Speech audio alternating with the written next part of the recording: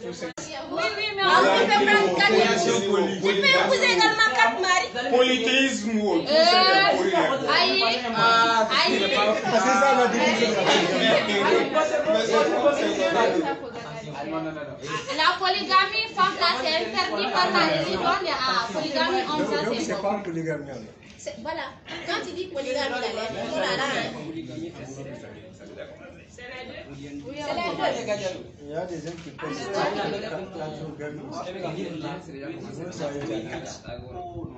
polygamie, c'est religieux. Alors que dans l'islam, là, c'est bien défini. On s'arrête à 4.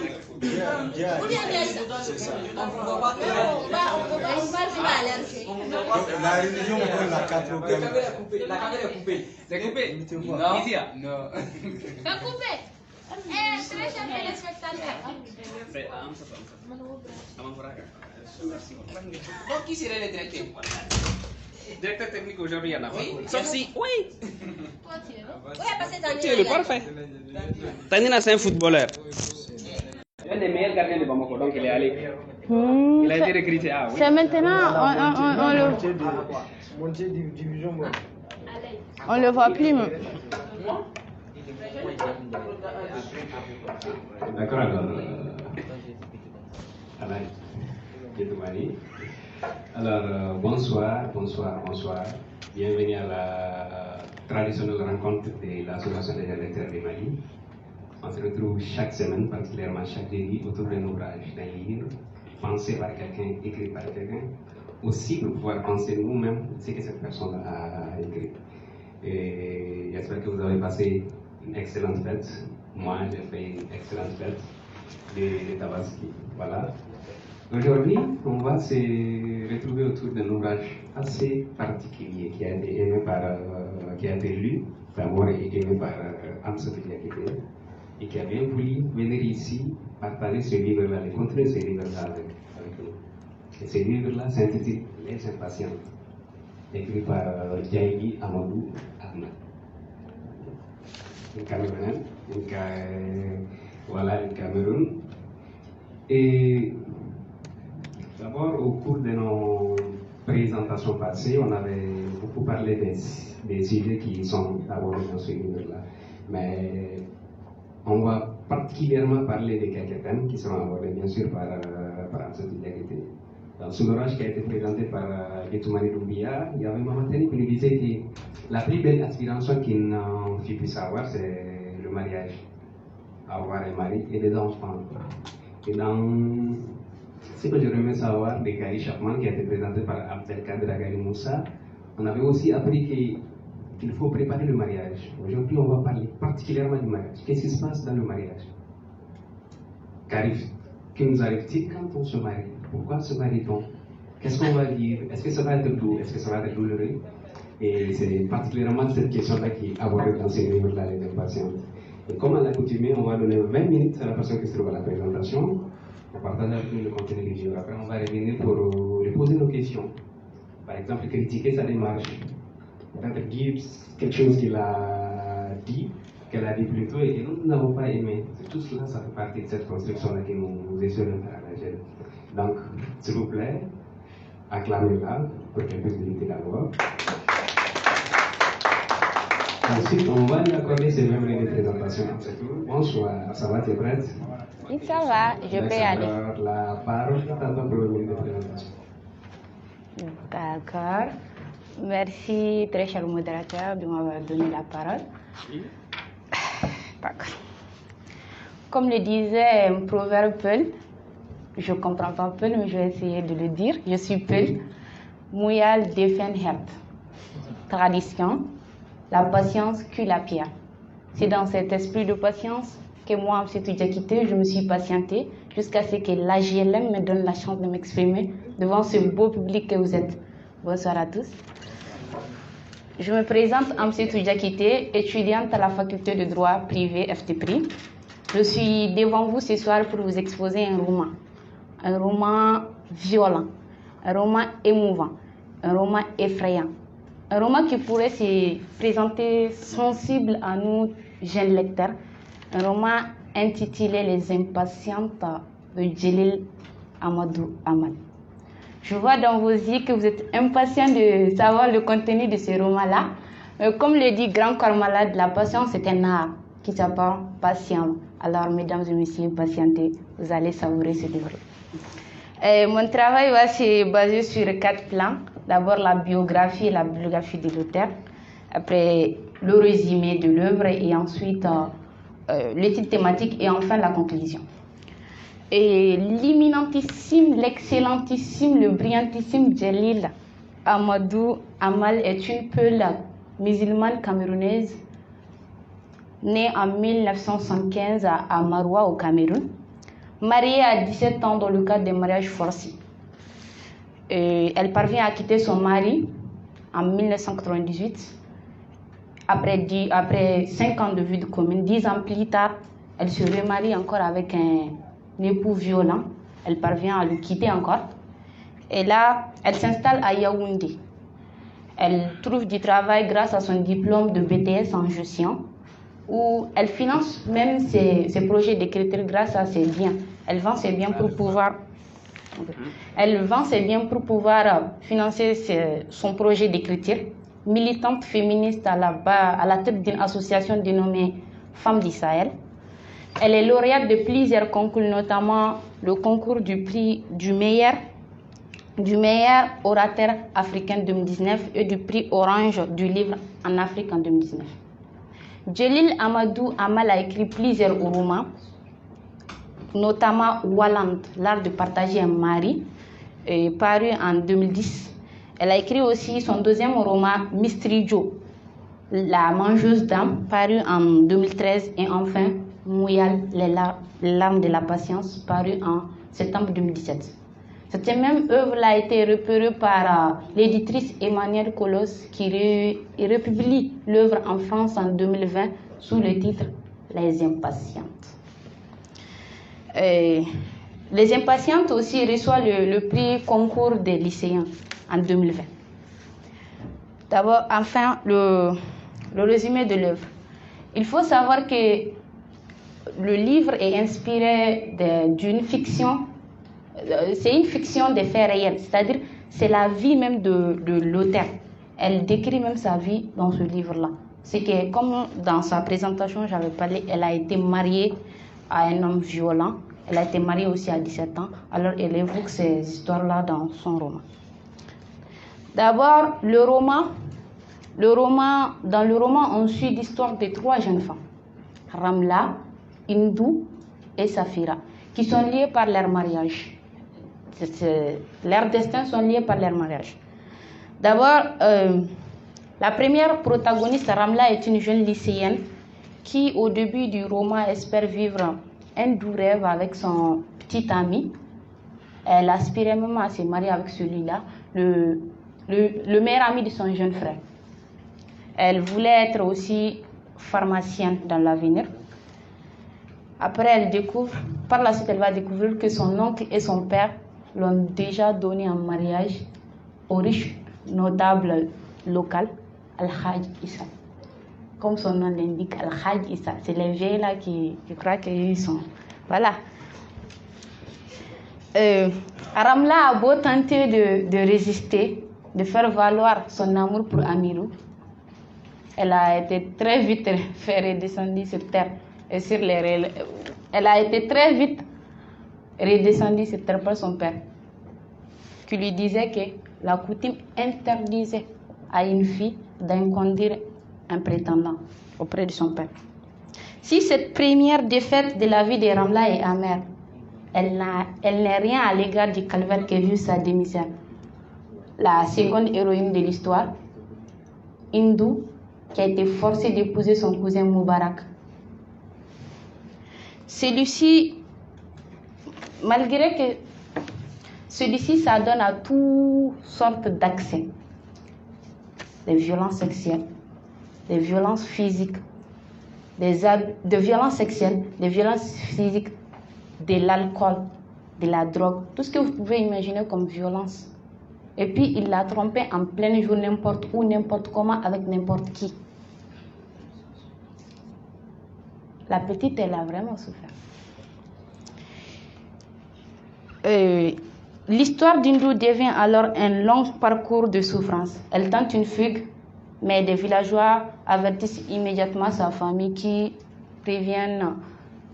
des villageois préviennent sa famille qui lui dit de retourner auprès de son mari pour ne pas entacher la réputation de son père. Oui, la réputation de son père, parce que c'est ce qui les préoccupe. Pas la vie de la jeune dame, mais la réputation de son père. Cette seconde histoire est la véritable charnière du roman. Le texte y prend une véritable ampleur sociale. Le lecteur suit pas à pas les horaires du quotidien de Indou, rieur de coups, frappé à répétition par son mari. Souvent, le mari l'obligeait même à regarder des films pornographiques et de reproduire ces mêmes genres de scènes au lit avec lui. Au fur et à mesure, c'est peut-être moins cet homme violent qui nous effraie que l'univers familial et social de la jeune narratrice. Moi, c'est l'univers familial de la jeune narratrice qui m'effraie le plus. Sa maman ne consent même pas à intervenir, trop attachée à protéger les apparences des traditions ou à ne pas être la rusée de ses coépouses. Son père ne veut même pas entendre parler de sévices sexuels. Parce qu'on dirait dans leur tradition, un père et sa fille ne devront même pas communiquer, plutôt parler du sexe. Déjà, même une fille, pour voir ton père, il faut des formalités.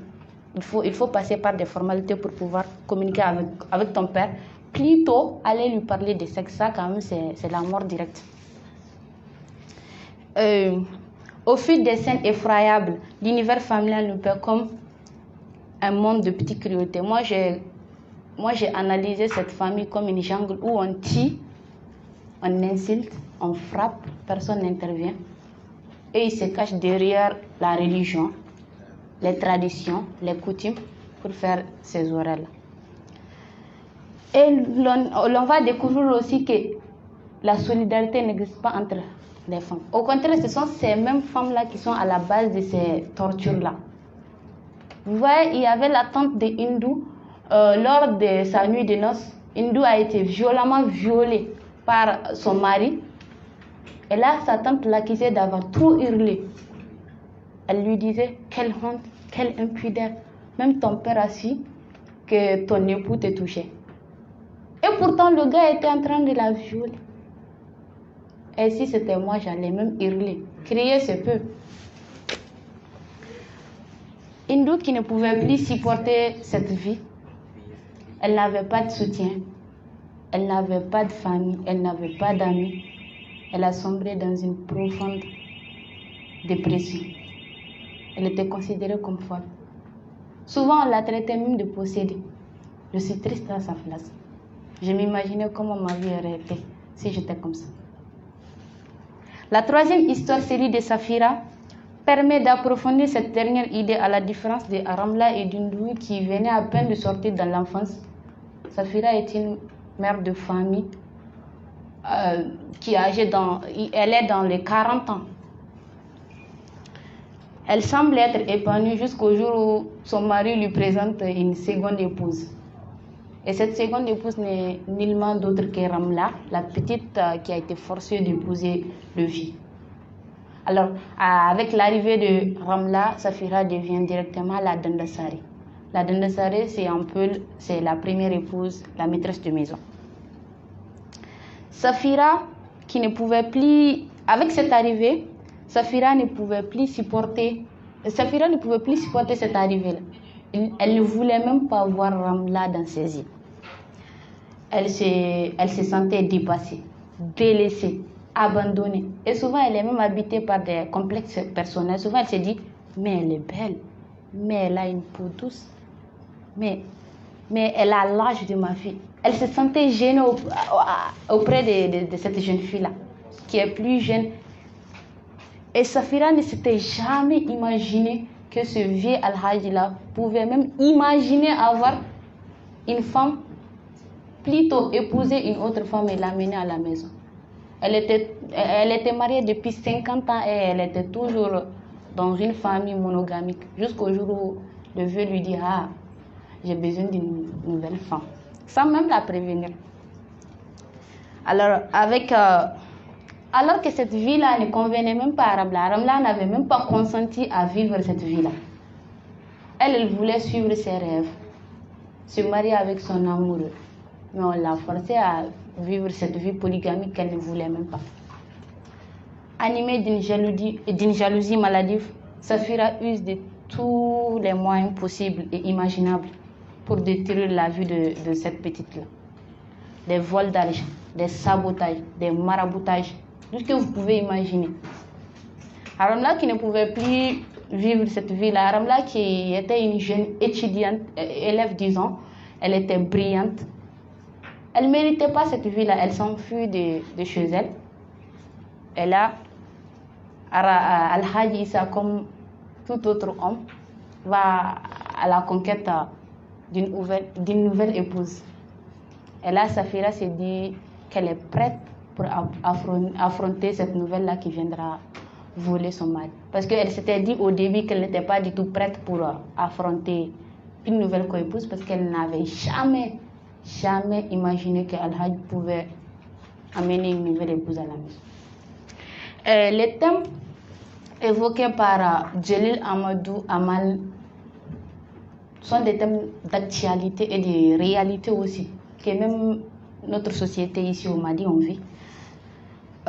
D'abord, il y a le mariage forcé et précoce, après la polygamie, que je pense que tous vous êtes là à attendre. Après, on a aussi les violences faites aux femmes. On dit le mariage forcé et précoce est une triste réalité que même le Mali on vit chaque fois. Moi, j'ai assisté à plusieurs mariages forcés et même précoces, surtout dans les villages. C'est fréquent là-bas. Chaque année, chaque année, plus de 12 millions de filles sont mariées de force. Parfois à 13 ans, souvent avant même leurs 18 ans. Alors elles se voient leur vie à l'éducation, leur perception future limitée et volée. Selon l'ONU, le mariage forcé est une union contractée sans le consentement libre et entier des deux parties, comme le cas de ces 3 jeunes femmes. Cette union peut avoir eu lieu sous la contrainte physique, psychologique, sexuelle et affective. Souvent, chez nous au nord, c'est très fréquent sur le plan affectif. On te dit, si tu n'adhères pas à ça, on va répudier ta maman. Et là, directement, ça c'est le chantage fatal. Directement, vous allez adhérer. C'est à leur père que la tâche revient à leur père de leur chercher un mari. C'est au père de chercher un mari à leur fille.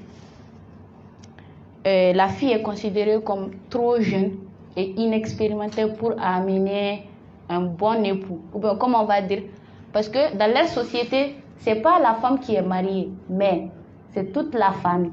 En fait, c'est toute la famille. Alors, c'est au père de chercher quelqu'un qui va prendre soin de leur famille. Un bon jackpot, si on peut dire. C'est lui qui a l'élan. Et alors, la fille n'a pas vraiment son mot à dire. Et aussi, la coutume interdit aux filles d'inconduire un époux, un prétendant, disons. Alors, les négociations se font entre les hommes, le mari et le papa. Le père doit placer ses filles vierges et avant le mariage, elles sont comme un fardeau pour lui. Alors, et il est déshonoré si jamais ces filles-là ont eu des rapports sexuels avant le mariage. Comme le père de Ramla, Al-Hajj Aboubakarin, lui disait même, le pire des péchés d'un père, pour un père, c'est la fornication de ses filles. Le fait que la fille ait des relations sexuelles avant le mariage. Alors, il devrait livrer le colis en bon état.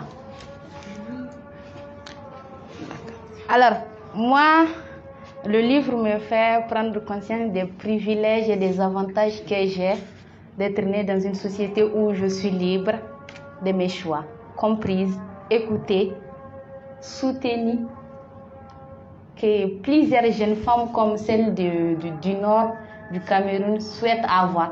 Alors moi, je suis vraiment privilégiée. Je ne savais pas si ces horaires-là existaient ailleurs. Là, on a les violences faites aux femmes.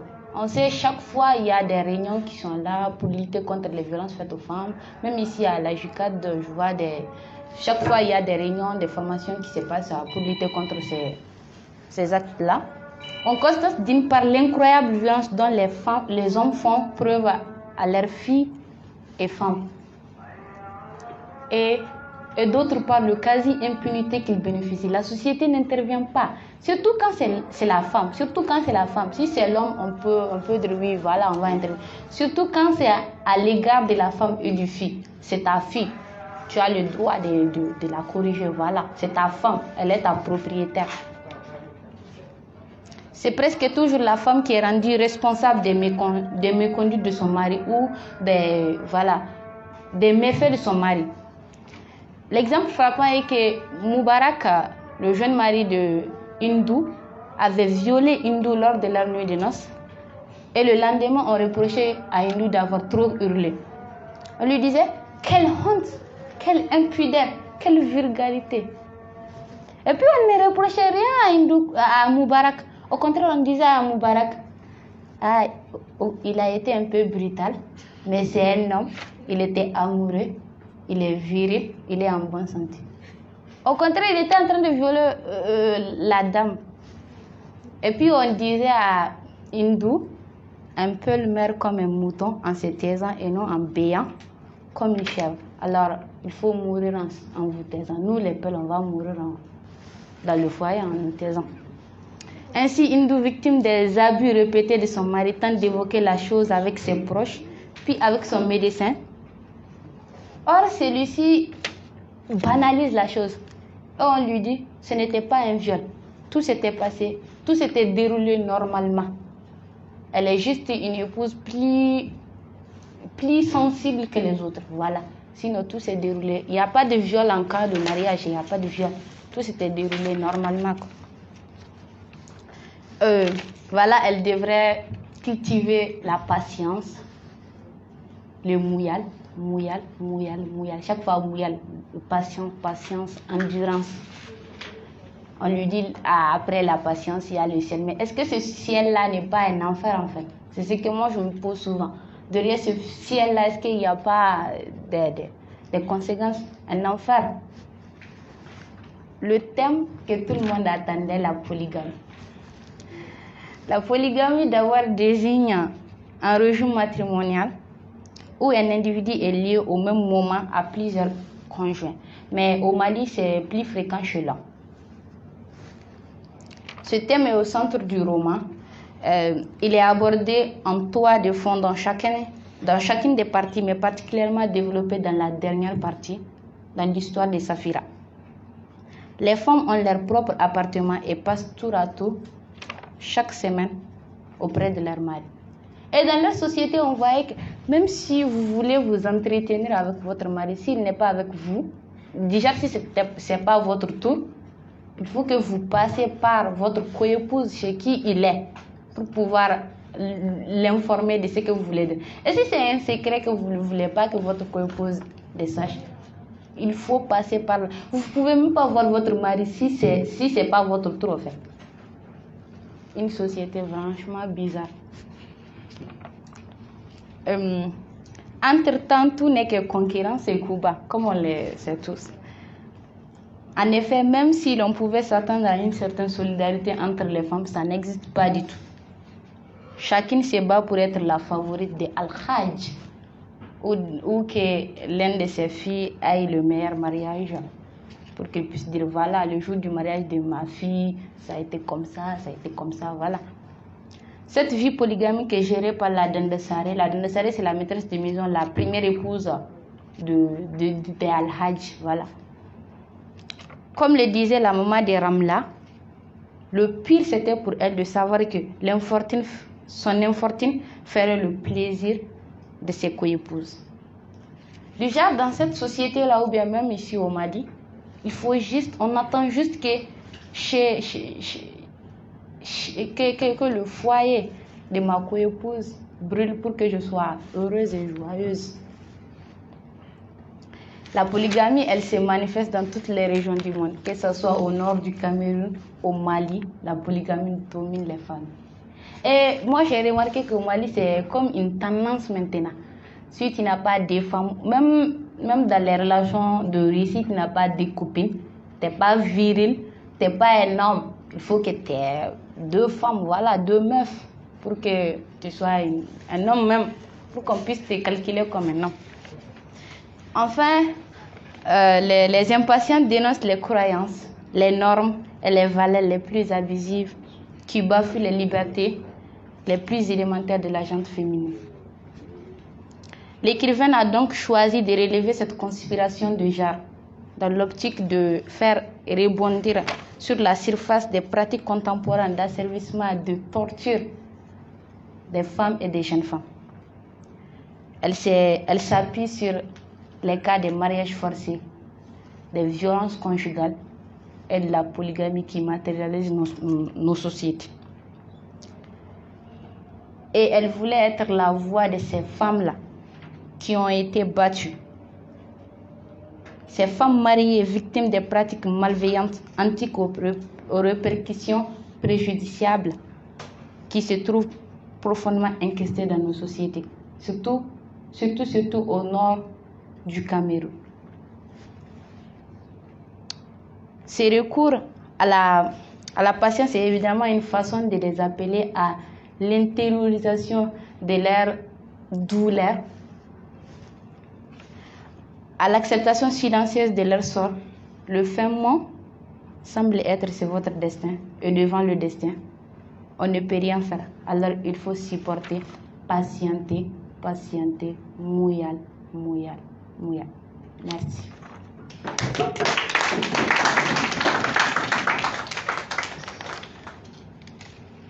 Acclamez-la encore, s'il vous plaît. Merci encore. Merci à notre Diakité pour cette présentation de ce livre-là. Les impatients de Gagné Amadou Ahmed. Alors, comme tu nous l'as dit dans ta présentation, dans ce livre-là, il est question de trois femmes particulièrement. La première, c'est Ramla. Ramla, une jeune qui avait pour ambition d'étudier, d'être pharmacien. Et tout un jeune homme qui avait aussi pour ambition de devenir ingénieur. Oui. Et lui, il n'avait pas pu, au départ, il amène des Ramla, mais par la suite, Ramla a été accordée à quelqu'un d'autre. Elle a quelqu'un de plus riche. Et cette personne-là, elle a été favorite.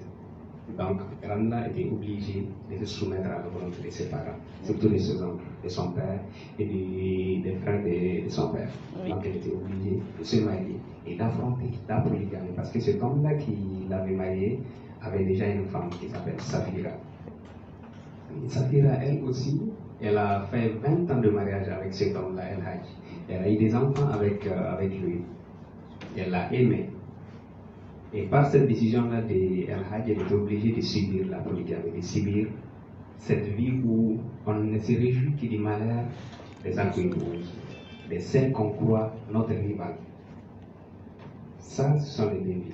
Et à Hindou, elle, de son côté, elle était aussi obligée d'épouser son cousin, qui la battait, qui la violait, qui la maltraitait.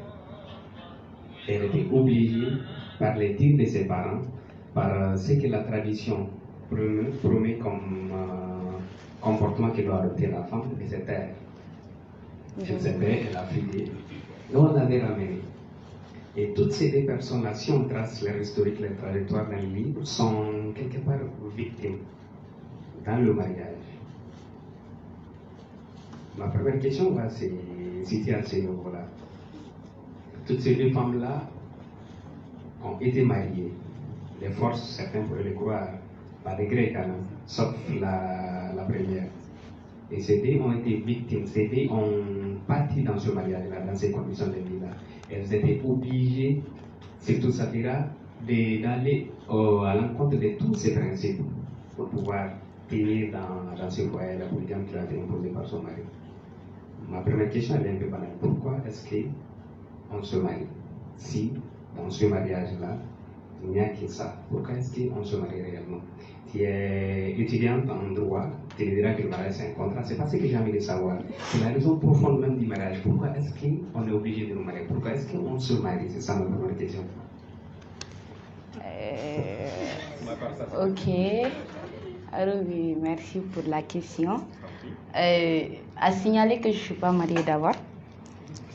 Alors, je vais essayer de répondre. D'accord. Pourquoi l'on se marie? Je n'ai pas pris la décision de me marier, alors le pourquoi là. Voilà. Moi, je pense qu'on se marie par amour. Bon, ça c'est ma vision. Parfois, d'autres peuvent dire qu'ils se marient par force. Oui, mais ce n'est pas une raison. La raison profonde. Pourquoi est-ce qu'on se marie? On se marie pour créer une vie avec celui qu'on aime, avoir des enfants, voilà, et vivre heureux. Voilà, c'est un peu ça, vivre un commun vie d'être. C'est plus mieux, se marier, c'est plus mieux que de rester dans la rue, c'est courtoisie ou je sais pas comment le dire. En tout cas, on se marie par amour. Moi, c'est ma vision, je me marie par amour, fonder un foyer avec mon amour et voilà. D'accord. Maintenant, on se marie, je récapitule ta réponse juste. On se marie pour procréer, n'est-ce pas? Oui, fonder un foyer. J'arrive, vous allez avoir la parole. Et je ne vais pas parler de polygamie. Il y en a d'autres qui sont beaucoup plus excités que moi pour parler de polygamie. Aujourd'hui, je ne vais pas parler de polygamie. Je suis monogame. D'accord, donc pour procréer. Et si c'est pour procréer, peut-être qu'il ne s'agira pas de mettre en avant la question de l'amour, du sentiment. Et ça, on pourra en discuter plus tard. Maintenant, nos traditions, notre culture. Et on dit dans cette culture-là que la femme, elle se doit d'être patiente, elle doit savoir cuisiner, elle n'a pas à travailler, faire des travaux pour pouvoir gagner de l'argent, subvenir les besoins de la famille. Ça, ce rôle-là ne lui est pas incombé. Savoir se comporter, savoir patienter dans son foyer, éduquer les enfants, tel est le rôle de la femme. Le rôle de l'homme dans nos différentes sociétés, dans nos différentes cultures africaines et d'autres aussi, c'est être courageux, savoir se battre, se réveiller chaque fois, le matin par exemple, se réveiller tôt pour aller se battre, affronter tous les dangers de la vie pour pouvoir avoir de l'argent, pour pouvoir être riche et enfin quand il va se marier, subvenir aux besoins de sa famille et de son enfant. Tels sont les rôles assignés non seulement à la femme mais aussi à l'homme. Est-ce que quand on regarde les choses de ce point de vue-là, la femme, dans ces traditions-là, n'est pas plus privilégiée que l'homme? Est-ce que quand on regarde les choses ainsi, parce que les traditions peuvent être perverties par exemple, les hommes peuvent pervertir ces traditions-là, mais quand on conçoit les choses ainsi, est-ce que ces traditions-là, que la plupart des gens dénigrent en disant qu'elles ne sont pas à la faveur de l'homme, sont des traditions qui violent les droits de la femme, est-ce que quand on regarde les choses ainsi, la femme n'est pas beaucoup plus privilégiée dans ces traditions-là qu'on dénigre comme étant, je ne sais pas, dieuse des droits des femmes?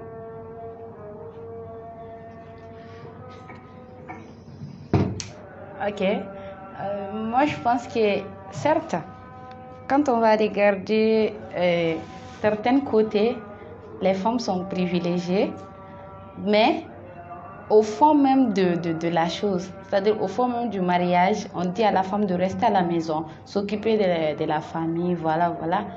Mais est-ce que l'homme là, qui dans l'avenir devrait travailler pour subvenir aux besoins de la femme, est-ce que réellement cet homme-là subvient aux besoins de la femme? C'est ce qui pousse les femmes à se révolter et dire qu'elles veulent être indépendantes. Elles veulent travailler comme l'homme. Parce que en restant à la maison, elles n'ont pas tout ce qu'elles veulent. Tout ce que l'homme n'est... C'est-à-dire, le rôle même de l'homme, l'homme ne joue même pas son rôle. Parce que dans la formation du mariage, on dit l'homme devrait subvenir aux besoins de son époux, de son épouse, disons. Voilà, et de la famille, de l'enfant. Mais quand l'homme ne fait pas ces trucs-là, c'est ce qui pousse la femme à se révolter et dire qu'elle va se lever et conduire sa vie. Voilà. Mais si on voit d'un côté, si l'homme subvient aux besoins de la femme, je ne vois pas ce qui peut pousser la femme à aller au dehors. En tout cas, ça c'est ma pensée. Je ne vois pas. Si quand même à l'intérieur, on me donne tout, qu'est-ce que je vais aller faire sous le soleil? Je me repose à la maison. Tout le fait, tout ce que je veux. C'est-à-dire la nourriture, habiller, tout ce que je veux. Voilà, c'est un peu ça. D'accord. Alors, troisième et dernière question. Les gens sont déjà impatients. Ils vont avoir la parole. Troisième et dernière question. Et Ramla, lorsqu'elle était obligée de se marier, et aussi elle était obligée de se résigner à la réalité, elle a accepté. Elle en a voulu à sa mère. Elle en a voulu à sa mère. Pourquoi? Parce que sa mère ne l'a pas soutenue. Parce que sa mère ne l'a pas aidé contre ses maris, contre toutes ces personnes-là qui voulaient la forcer à se marier avec cet homme-là qu'elle n'a aimé, qu'elle n'a pas aimé plutôt. Elle en veut à sa mère. Est-ce que ça, c'est légitime de sa part, compte tenu de la structure, compte tenu de la structure de la famille, compte tenu du fait que sa mère, elle ne pouvait absolument rien faire. Si elle tentait de faire quelque chose, elle avait tenté de le faire. Si elle tentait de faire quelque chose, elle était menacée de son côté, d'être répudiée. Et aussi que ses frères ou les enfants, les autres enfants de sa mère soient la risée de la famille ou autre. Est-ce que c'est légitime de sa part d'en vouloir à sa mère de ne pas l'avoir soutenue compte tenu de la réalité de la vie en famille de leur côté? Ça c'est chez toute jeune fille, moi je pense. Au début, on ne peut jamais détester sa mère jusqu'au point où on va jamais la perdre. Au début, ça fait mal quand même de voir que la maman ne nous soutient pas. Même si elle ne peut rien faire, elle peut quand même montrer qu'elle est là pour elle, quoi. Mais la maman n'a jamais. Au contraire, la maman était avec le père en lui disant d'accepter le mariage parce que son père lui imposait. Alors moi, je pense que c'est légitime de sa part. Parce que la maman pouvait au moins se montrer qu'elle la soutenait un peu. Mais la maman n'a jamais montré ça. Il y avait le risque d'être répudiée, donc. Oui, mais ma fille, je ne vais jamais. Voilà, mais quand même, je vais montrer à ma fille que je la soutiens dans tout ce qu'elle fait. Mais d'aller, mais je te soutiens, je vais réagir. Je vais montrer, je vais réagir, mais elle n'a jamais fait ça. C'est légitime de sa part. Si c'était moi, j'allais faire. Mais je ne vais jamais détester ma maman comme ça. Comme ça. D'accord. Je vais l'en vouloir au début, mais ça va. D'accord. Maintenant, la parole vous revient, vous qui avez des questions. Et surtout, posez peu de questions sur la polygamie parce que ça va enflammer. Hey, il veut Arubita. Voilà. Oui, elle est présente. D'accord. Qui voudrait la parole pour poser ces questions? Qui? Ou je continue parce que le président, tu me disais tout à l'heure que qui voudrait la parole pour poser des questions? Là-bas, oui.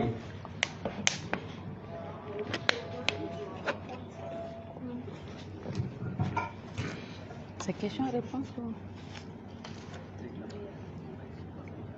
Bonsoir tout le monde. Bonsoir. Merci Amsetou pour ce brillant exposé. Allez. Voilà, je te remercie pour l'exposé. Merci. Tu as dit quelque chose qui m'a vraiment choquée. Surtout venant d'un juriste de formation. Elle a parlé de viol lors du mariage des hindous. Ah, c'est Peut-il y avoir viol dans le mariage, dans le code pénal malien? Est-ce qu'un mari peut être poursuivi pour avoir violé sa femme? Très belle question. Première question. Deuxièmement, voilà, vous avez parlé de l'exigence qu'on a à l'endroit des femmes concernant la virginité. Comment on dit ça? La virginité. La virginité. C'est quoi se base-t-on pour exiger une soi-disant virginité des femmes? Si c'est sur la religion qu'on se base, parce que la fornication elle est interdite par la religion musulmane, peut-être par les autres religions, je ne sais pas trop. Mais si c'est sur ça qu'on se base, est-ce qu'on ne devrait pas exiger ça sur les hommes également? C'est bonne question. Oui, tu vas décortiquer sa question. Ensuite, il y a parlé d'individualiser le mariage. C'est-à-dire, d'après ce que je compris de ce que tu as dit, disons ton exposé, selon toi, le mariage, c'est voilà, entre toi et ton mari. On va dire c'est entre moi et mon mari. C'est pas entre moi et la famille de mon mari ou entre mon mari et ma famille. Mais à mon avis, le mariage va au-delà de toi et moi. Quand on se marie, c'est plutôt nos familles qui se marient. C'est ce que j'ai dit. Non, parce que j'ai cru comprendre que tu n'as pas vraiment compris le fait qu'on juge la femme, voilà, avec sa famille. C'est comme si on mettait en avant la famille et toi, ça te dérange. C'est plutôt les deux personnes qu'on devrait mettre en avant. Oui, oui. Mais ça, c'est ma perception. C'est ta perception des choses. Mais crois-tu que cette perception des choses-là n'est pas vouée à l'échec? Si le mariage se concentrait uniquement entre les deux personnes. Il faut essayer de voir dans notre société, depuis la nuit des temps, les mariages, c'est entre les deux familles. Pour que ça fonctionne aussi, on doit respecter ça.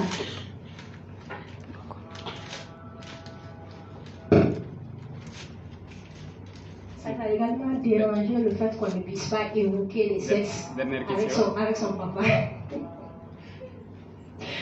Cette dernière question, elle est spécialement adressée à M. Toine. Toi, serais-tu capable de discuter de sexe avec ton papa? Je ne dis pas que tu ne peux pas discuter avec ton papa. Le fait que dans le livre, tu as dit que voilà, pour pouvoir avoir accès à son papa, parler à lui, il faut passer par des protocoles et tout. Mais discuter de sexe entre père et fille, c'est quand même trop difficile, hein, c'est tout même pour toi. C'est intéressant. D'accord, oui, qui d'autre? Il faut garder, oui, par là, il faut faire passer. Bonsoir. Bonsoir. Je suis Ali Mega. Voilà, merci pour la présentation. J'ai l'impression que la présentatrice a fait l'avocate des femmes dans ces processus-là. Parce qu'il n'y a pas seulement que les femmes qui sont victimes de cette question de polygamie. Il y en a aussi les hommes qui sont vraiment victimes de ça. Donc, l'exposante avait seulement ce qu'on appelle le procès des femmes, en fait, tout en oubliant les hommes aussi, qui ont vraiment une responsabilité dans ça. Mais ce que je voulais poser comme question, est-ce que certainement la polygamie, parce que quand vous lisez les romans de Fatoumata Keita, la trilogie, vous allez trouver qu'un personnage qui a si montré, elle est polygame, elle est de la famille polygamie, mais elle a si montré ses côtés avantageux de la polygamie en fait. Est-ce que ce n'est pas l'idée d'avoir la polygamie qui fait que les femmes deviennent fortes finalement, par l'expression? Est-ce que ce n'est pas l'effet de penser à la polygamie qui dérange les femmes? Voilà. Parce que vous allez répondre ça, mais avec beaucoup de personnalité, quoi. Voilà. Voilà, merci. D'accord, merci. D'accord, il y a déjà 5 questions. On va répondre à ces 5 questions-là. Ensuite, on va prendre une autre série de questions pour pouvoir les répondre. Donc, préparez vos questions dès maintenant. Alors, la première question, voilà, elle vient d'Aïsaba. Tu as évoqué la question du viol dans le mariage, notamment par Hindou qui a été violé par son cousin, ivrogne, drogué. Est-ce qu'il peut y avoir, on peut parler de viol dans le cadre du mariage? Est-ce qu'on dit chaque fois, il y a le nom même, divorce conjugal?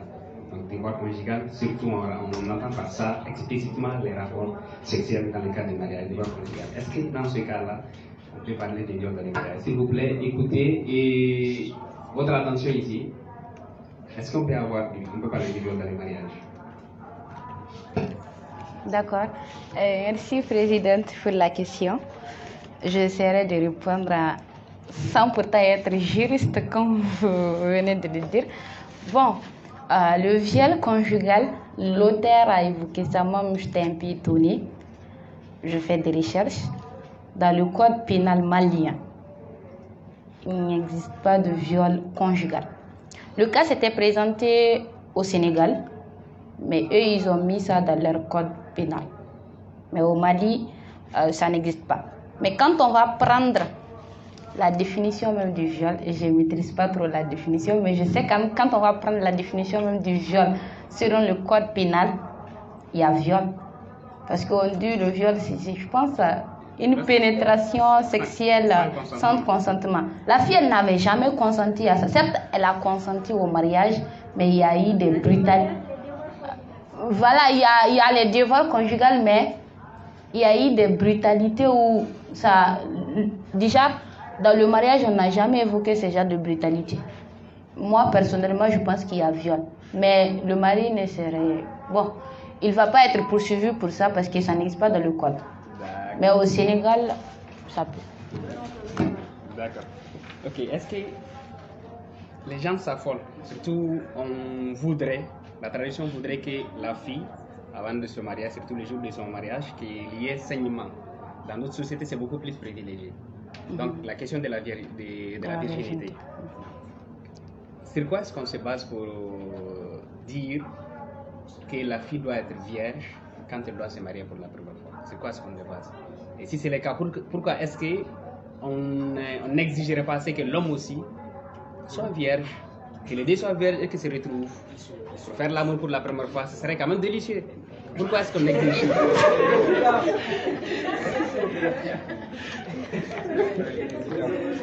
Président, ok. D'accord. Moi, dans mon optique, j'ai toujours souhaité ça. J'ai toujours posé la question à savoir pourquoi dit-on que c'est seulement la fille qui devrait être vierge et non l'homme? Cette question-là me tournait chaque fois dans la tête. Mais je pense que c'est... D'abord, les gens se fient à la religion. Et ils se fient surtout sur les coutumes et traditions. Parce qu'on dit dans la religion, les fornications, disons. C'est surtout chez la gente féminine, quoi. Alors l'homme, bon, je ne maîtrise pas trop la religion, mais je sais quand même que les gens, la tradition, les coutumes l'utilisent chaque fois chez la femme. Il faut que la femme soit vierge. Mais l'homme, on ne se préoccupe pas trop de sa virginité. Parce que même si on se préoccupe de sa virginité, je ne sais pas la preuve qui peut montrer qu'il est vierge. Mais la femme, il y a des preuves, des signes. Mais l'homme... Oui, on sait ça, mais normalement, ou bien principalement, chaque fois, les femmes, c'est le saignement qu'on connaît quand même. Mais chez l'homme, on ne peut pas savoir s'il est vierge. C'est pourquoi, moi, comme je crois que c'est comme c'est pour l'homme, on parle des puceaux. Voilà, d'être puceau, voilà. Moi, je pense que c'est pourquoi on a un peu écarté pour l'homme, parce qu'on ne va pas avoir la preuve. Je pense qu'on dit pour savoir que l'homme est vrai, je ne sais pas, il rêve de je ne sais pas quoi. Je ne maîtrise pas trop. C'est récemment même que j'ai appris. Sinon, moi, je me demandais souvent même comment on sait qu'un homme est puceau. Voilà. D'accord, les hommes commencent déjà à s'alarmer, ils demandent de te taire. Si tu ne sais pas de quoi tu parles, ils savent de quoi ils parlent. D'autres savent qu'ils sont bien et d'autres savent qu'ils ne le sont pas. D'accord. Un mariage qui n'est conçu qu'entre deux personnes, un homme et une femme. La famille n'interviendra pas. Peu importe ce qui se passera, est-ce que ce mariage-là n'est pas voué à l'échec? Ok. Durant mes interventions, j'avais dit que dans cette société-là, c'était pas vraiment la femme. L'homme ne se marie pas avec la femme, en fait. C'est avec la famille. L'homme devrait venir pour prendre soin de la famille et non de la femme. Et moi, je pense que ça ne va jamais vouer à l'échec. Parce que souvent, si la famille n'intervient même pas, il n'y aura pas de problème. Parce que regarde un homme, tu es riche, tu devrais non seulement prendre soin de ta femme, de ta famille, de ton foyer, et aussi du foyer de ta femme. Tu as plusieurs charges sur toi. Souvent, les hommes même se révoltent en disant « Je ne vais pas prendre soin de la famille de ma femme ». Et moi, je pense que si c'est entre la femme et l'homme, c'est plus efficace. Mais bon, comme il y a les coutumes, les traditions, voilà. Sinon, moi, je pense que ça va pas. D'accord. Ok, maintenant, une autre question, la quatrième question. Parler de sexualité avec son père. Est-ce que toi, tu en serais capable? Aussi effronté que tu donnes l'air d'être. Ça, je l'ai pas dit. Ça, c'est moi qui l'ai dit. D'accord. Moi, je pense que parler du sexe avec son père, certes, on va pas se voler la face. C'est pas du tout facile. Si c'était la maman, ça c'est de l'eau à boire, mais le père, il y a ce respect-là qui existe. Mais moi, si j'avais eu cette opportunité-là, je l'aurais saisi. J'allais parler de... Sans se voler la face, j'allais parler de... Si j'ai des problèmes, j'allais parler de sexe avec mon père. Mais malheureusement, j'ai pas eu cette opportunité-là. Sinon, j'allais le faire. Malheureusement pour moi. Sinon, il y a beaucoup de choses qui me... Voilà. Malheureusement. On la laisse avec sa réponse. Malheureusement pour elle. D'accord, dernière question. Sérieusement. L'idée de la Ok, heureusement pour vous. polygamie. Dès qu'on pressent Hein? que Je peux revenir. les femmes pressentent que leur époux va prendre une deuxième femme ou une troisième femme, il y a un affolement qui s'opère chez elles. Je vais reformuler la question du président. Pourquoi cet affolement-là? Pourquoi est-ce que dès qu'on sent que son mari va prendre une autre épouse, on se met dans nos états? Pourquoi? Qu'est-ce qui explique ce fait en ce cas? Bon, vous me posez des questions. Je ne suis pas mariée d'abord. Ah, il faut noter ça. Tu as lu les livres, donc tu es censé Oui, connaître. mais... D'accord.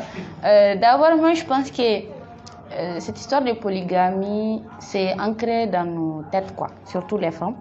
On se dit, si on va se marier, notre co-épouse, elle va nous marabouter, elle va faire ça, elle va faire ça, elle va faire ça. Elle aussi, elle va penser ça. Je pense que c'est ce qui fait peur même. Avant même le mariage, on s'était déjà mis en tête que ça va jamais se passer, ça va jamais bien se passer entre moi et ma co-épouse. C'est pourquoi je m'affole, je veux même pas qu'elle vienne, sinon elle va détruire ma vie, mon foyer. Et je pense que pourquoi les femmes, elles ont peur de cette vie-là, et même l'homme, c'est difficile de partager, quoi. Surtout un mari. Est-ce que vous êtes imaginé le fait de s'imaginer que aujourd'hui le mari serait là, pas avec toi, tu t'imagines, il est là avec celle-là, peut-être il apprécie sa nourriture, son visage, toi tu es là, ça fait mal en fait. Moi même mes avis, c'est difficile de partager plutôt un homme, mais franchement c'est difficile. D'accord. Franchement. D'accord. Merci On ne se beaucoup. vole pas la face de c'est difficile. On va redonner encore C'est l'occasion. difficile. Ah, C'est oui. difficile C'est difficile. D'accord, on va commencer ici. Hey, désolé, j'ai éteint. Comme tu vas aller. Bonsoir tout le monde. Bonsoir. Je suis Touré Aïssa, la vice-présidente de l'association des jeunes lecteurs du Mali.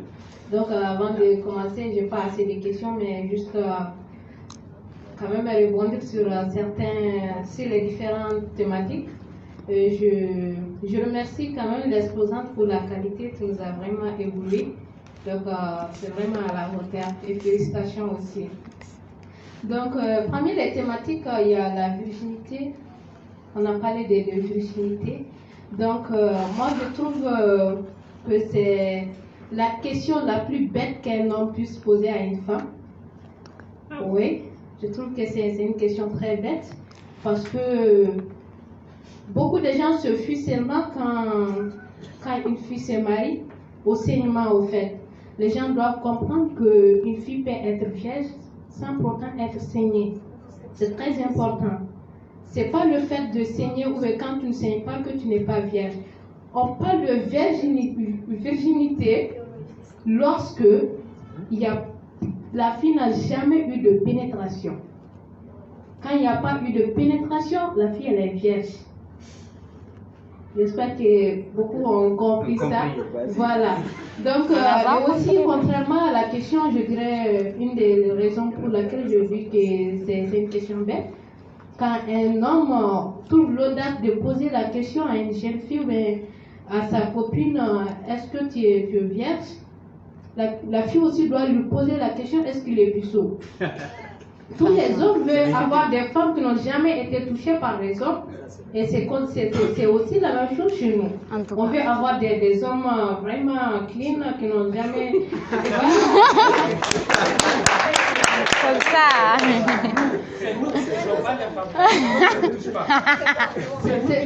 C'est mon point de vue. Quand même, je vais avoir un homme. Si mon homme me demande si je suis bien, je lui demanderai aussi. On se marie.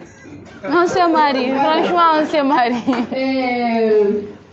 Il y a quelqu'un, elle a évoqué un point dont je ne suis pas totalement d'accord. Quand je suis d'ailleurs très surprise d'entendre ça de notre chère exposante, en disant que si un homme te donne tout, qu'elle ne voit pas l'utilité que la femme sort pour aller travailler. Moi, j'étais vraiment surprenante au fait. Je ne m'attendais pas à ça de la part de notre exposante parce que pour moi, ce n'est pas une raison. Un homme, même si mon homme, même si on dort sur l'argent sur le même lit là, même si j'ai tout, peu importe, tout dont j'aurais besoin comme matériel, je ne vais jamais laisser mon indépendance dépendre d'un homme. Est-ce que tu connais un homme d'abord? Qu'est-ce qu'un homme alors? Je ne connais pas un homme. Parce que tu avais dit dans le livre, je ne l'ai pas lu, mais il y a une femme qui avait duré avec son mari dans le mariage. Je ne connais pas le nom. Safira. Combien d'années de mariage? 20 ans. 20 ans. Elle ne croyait même pas qu'un jour, si son mari allait épouser allait prendre une seconde femme. Et dans ce genre de situation, tu vas vouloir faire confiance à un homme, faire des enfants pour lui, et laisser ta vie professionnelle pour lui. Il va aller prendre une autre femme qui est peut-être cette femme sera une femme instruite, une femme qui travaille, et toi tu seras là à rester à ne rien faire. Donc je suis vraiment désolée, quand même il faut chercher à connaître les hommes. Il ne faut jamais faire confiance aux hommes.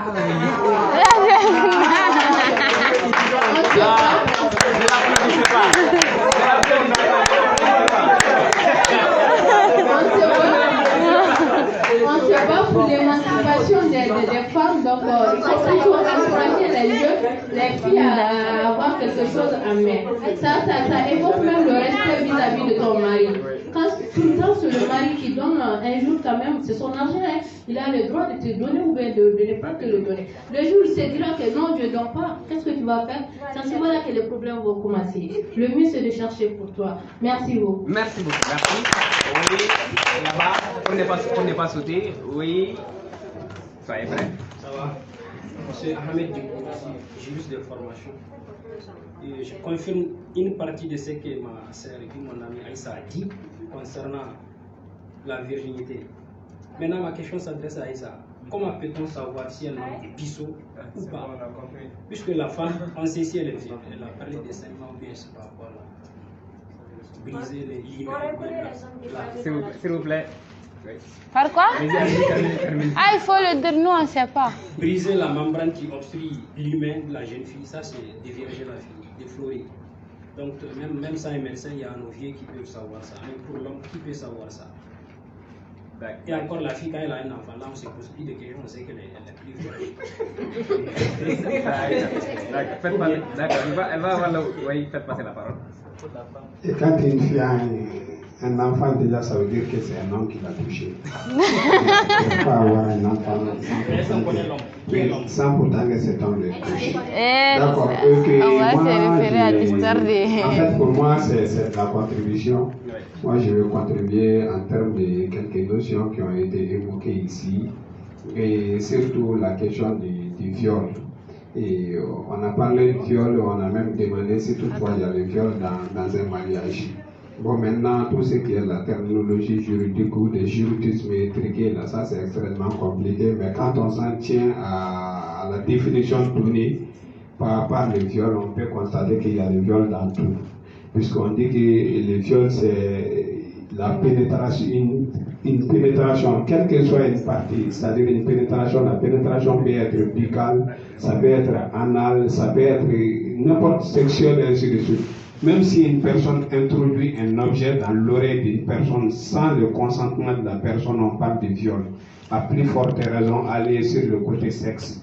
Donc, quand il y a un rapport sexuel et que le rapport n'est pas consenti, c'est un viol. C'est clair et net. Oui, non, pas que le mariage. C'est-à-dire qu'on peut être marié. Mari et femme peuvent être là. Aujourd'hui, c'est-à-dire la femme n'a pas envie d'avoir des relations sexuelles. Et quand il arrive que le mari force à avoir des relations sexuelles avec la femme, alors que le jour où la femme ne consent pas cette relation-là, c'est un viol. C'est clair et net. Ça, c'est un premier aspect. Maintenant, deuxième aspect, elle a parlé du mariage précoce. Et aujourd'hui, il est important de savoir que le mariage précoce n'existe pas. Il y a le mariage d'enfants. Puisque le mariage précoce, jusqu'à quelqu'un à 60 ans, il peut considérer que c'est toujours précoce pour lui de se marier. Donc, c'est-à-dire qu'on n'a pas une unité de mesure de la précocité du mariage et ainsi de suite. La deuxième question, ça, c'est le volet de la virginité. Je pense que cette histoire de virginité, il n'y a rien à acquiser chez les hommes. Au contraire, on doit acquiser les femmes. Puisque après le mariage, 2 jours, 3 jours, le lendemain du mariage, ce sont les femmes qui vont se réunir pour aller demander au mari si toutefois tu as trouvé ta femme vierge ou pas. Aucun homme n'ira demander à son fils ou à quelqu'un d'autre, est-ce que c'est vierge, est-ce que ta femme est vierge? C'est toujours les femmes qui vont se regrouper pour aller demander est-ce que la fille est vierge ou pas. Le jour où les femmes vont cesser d'aller demander après le mariage si la fille est vierge, la question de la virginité va se poser là-bas et on n'en parlera plus. Parce que les hommes n'ont pas fait ça. Il y a des hommes qui demandent Non, ça veut dire, en fait, si la femme est vierge là, il y a des choses qu'on donne. On donne à qui? C'est les femmes qui partent demander où? C'est toujours les femmes qui vont se regrouper, les mamans de la fille, pour aller demander est-ce que le mari a trouvé la fille vierge. Et le mari donne des choses en contrepartie, elle les retourne avec. Le jour où on décide, on ne va plus aller jamais demander si la femme est vierge ou pas, parce que l'homme l'a vu, il n'a pas vu vierge ou pas, il a dit qu'il aime. S'il est marié, c'est fini. La femme est dans la forêt, l'homme est dans la forêt. C'est quoi le problème? Moi, à mon sens, en fait, c'est un faux débat aujourd'hui, quoi. On ne doit même plus revenir sur ça. Puisque auparavant, la virginité, c'était quoi? Les filles se marient à l'âge de 14 ans, 15 ans, 17 ans, ou plus tard, 18 ans, là, les femmes se marient. Une fille peut attendre ça. Mais aujourd'hui, il faut étudier et aller jusqu'à 25 ans, 30 ans pour te marier. Qui peut attendre ça? C'est juste une question, oui.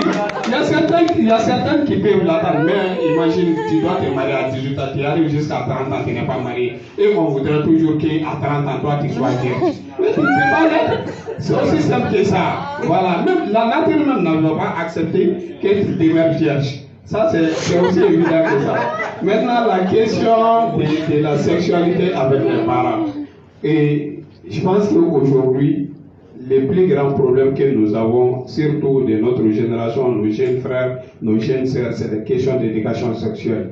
Puisque nous sommes éduqués sexuellement à travers des outils numériques. Les filles de 11 ans, les garçons de 12 ans regardent aujourd'hui des films pornographiques. Et personne ne leur parle de quoi il faut être comme ci, comme ça, comme ça. Donc ça, ce sont des choses. L'essentiel n'est pas que nous, on n'a pas l'occasion de discuter de la sexualité avec nos parents. Nous ne devons pas nous comporter comme nos parents. Nous devons donner cette occasion-là à nos filles, à nos fils, de pouvoir discuter des questions de sexualité avec nous. C'est ça le plus important. Il faut que nous, notre génération, adopte cette démarche-là de pouvoir discuter des questions de sexualité avec nos enfants. Puisque nous avons ramassé les pots cassés, les parents étaient trop enfermés par rapport à ces questions. Maintenant, je vais terminer par la question de la polygamie.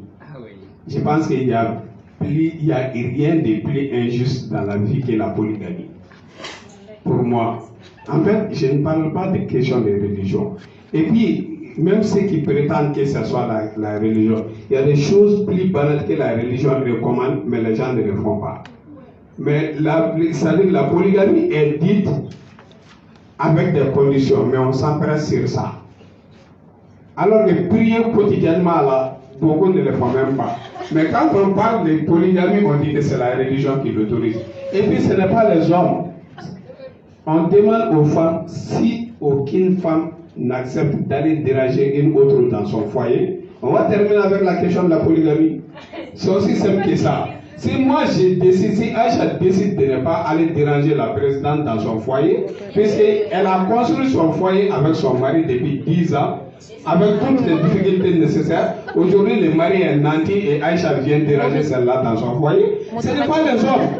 C'est elle le problème. Si elle décide aujourd'hui de mettre fin à ça, les hommes ne vont pas être polygames. Merci. Merci beaucoup. On va changer de camp de l'autre côté. De l'autre côté. Ensuite Abdelkader et après Ahmed. Sidi. Bonsoir à toutes et à tous. Quand tu termines, c'est Ahmed Zougouré, membre du club. Je remercie sincèrement l'exposant pour la qualité de son émission. Ainsi, le modérateur pour la parole de nous. En fait, moi aussi, je n'ai pas de questions, je n'ai que des contributions. Je peux prendre mon ami là en photo, la lèche. Allez-y. Qui pour des raisons de critique. Ok. Là-bas. On va prendre en photo.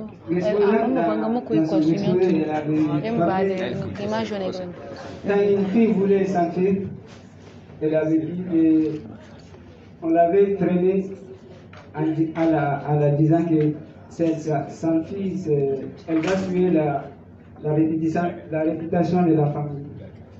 Donc, elle a dit à ses moyens que ce qui les préoccupait seulement, c'était la réputation.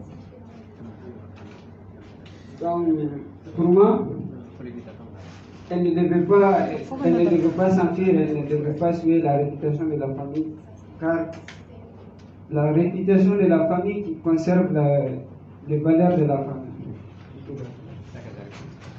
Et elle a aussi qualifié une famille de jungle. Ce côté aussi, moi, je n'ai pas aimé. Moi, la famille qu'elle a qualifiée comme un jungle, moi, je n'ai pas aimé ce côté-là, car c'est une famille africaine. Cette famille n'est pas jungle, c'est une famille africaine, c'est une famille traditionnelle. C'est une famille qui doit être respectée. Et c'est la fille qui voulait nuire à la réputation de la famille, sinon ce n'est pas une famille jeune. Je peux, non? Non. Et elle avait dit aussi que quand Inou ne voulait pas se marier à son mari, elle n'avait pas le soutien de la famille. Ce côté aussi, moi, je n'ai pas aimé parce qu'Inou avait le soutien de la famille, car son père s'est préoccupé pour lui chercher un homme. Ça, c'est une responsabilité, donc il avait le soutien de la famille. Au contraire, c'est elle qui voulait bannir avec ce soutien-là. Sinon, il avait le soutien de la famille. Merci beaucoup, merci. Oui, Abdelkader. Abdelkader.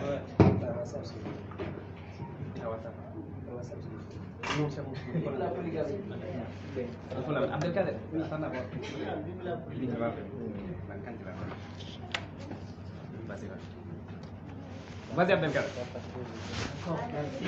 Merci beaucoup. Merci beaucoup, monsieur le modérateur, de nous avoir accordé la parole, à l'exposant aussi, merci. Je ne vais pas t'encourager pour ton courage, parce que tu es une lectrice et tu es appelée, ça fait partie de ton destin, de présenter des livres. Maintenant, là, je voudrais répondre sur la question des actes barbares.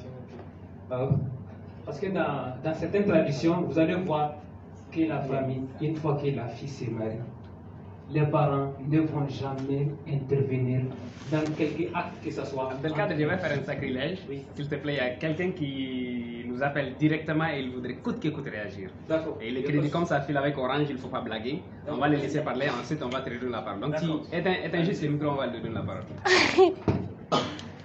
Oui, Siaka. Bonsoir, comment vas-tu? Oui, ça va, alhamdoulilah. Siaka, pour ne pas être long, parce que beaucoup de gens sont impatients, il est question de polygamie aujourd'hui, donc ça alarme les gens. Tu as 2 minutes, tu as 2 minutes. Je ne veux pas parler de polygamie, mais j'ai suivi avec beaucoup d'attention l'exposé. Il faut mettre des micros pour que les gens puissent entendre. Ils entendent, ils entendent.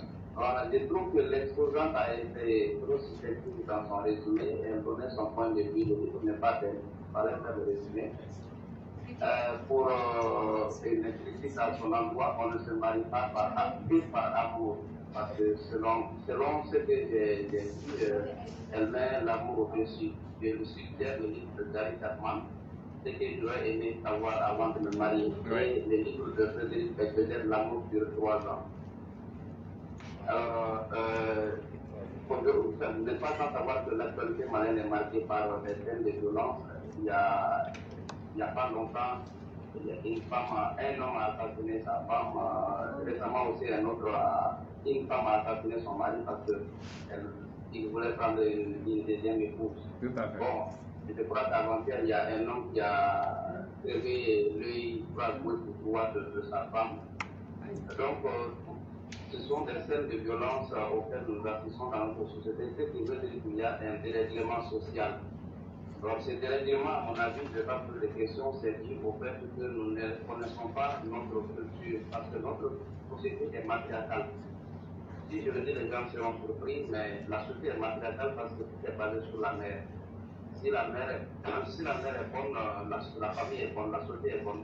C'est ce que nous disons, et les femmes sont d'accord avec ça, pas tous les hommes. Donc il ne faudrait pas que les femmes dans leur combat fassent des hommes en l'air d'adversaires. Ils ne sont pas adversaires. Dans les réactions de l'exposant, je vois que les hommes ne sont pas mariés, pas. Sinon, les hommes ne sont pas les adversaires des femmes. Il faut qu'elles sachent que évidemment les femmes. Mener ces combats, sinon ça risque de conduire la société à des dérives qui pourraient être fatales pour la future génération. Le combat pour l'émancipation de la femme, les hommes le mènent aussi autant bien que les femmes.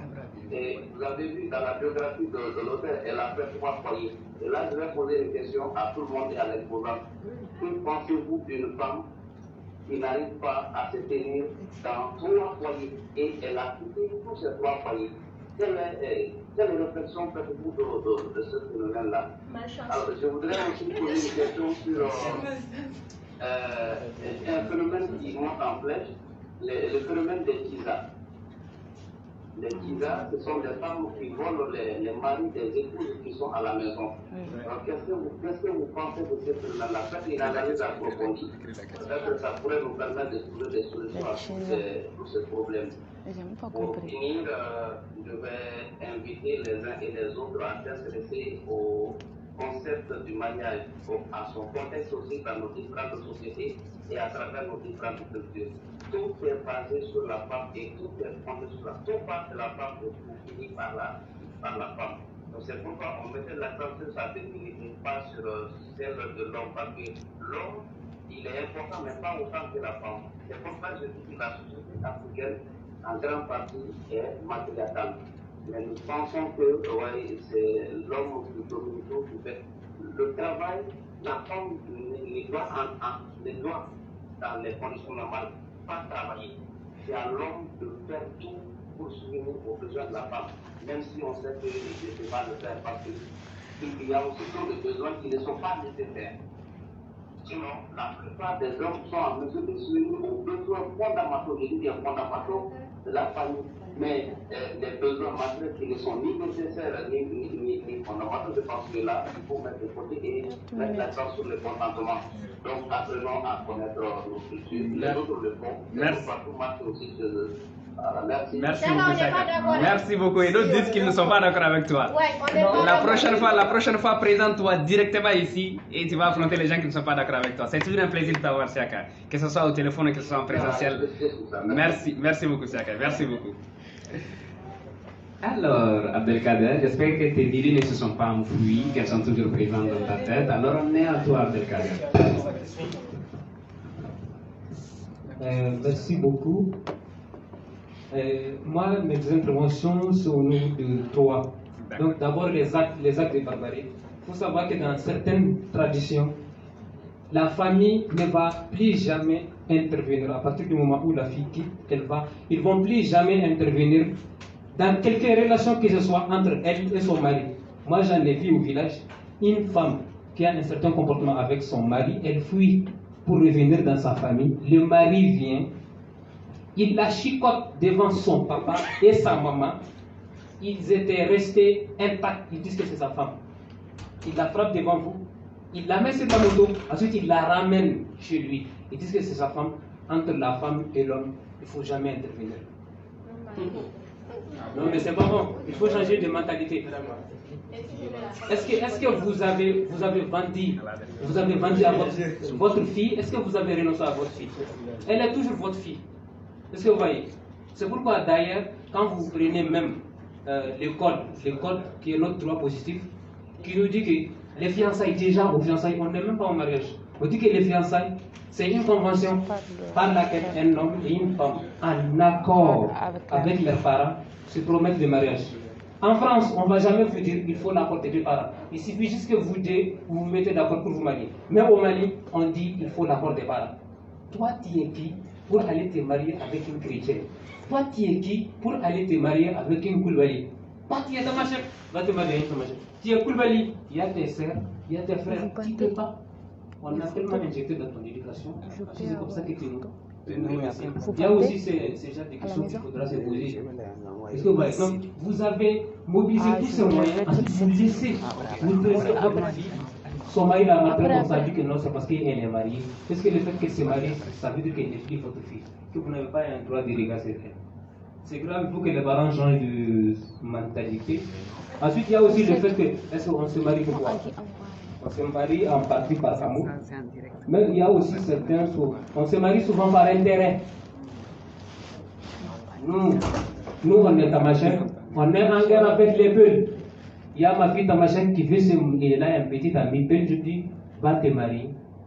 Donc là, si elle se marie, les Peuls selon nos alliés. Elle dit que quand je n'aime pas, je dis, ma fille, vas-y, c'est l'homme que j'ai choisi pour toi.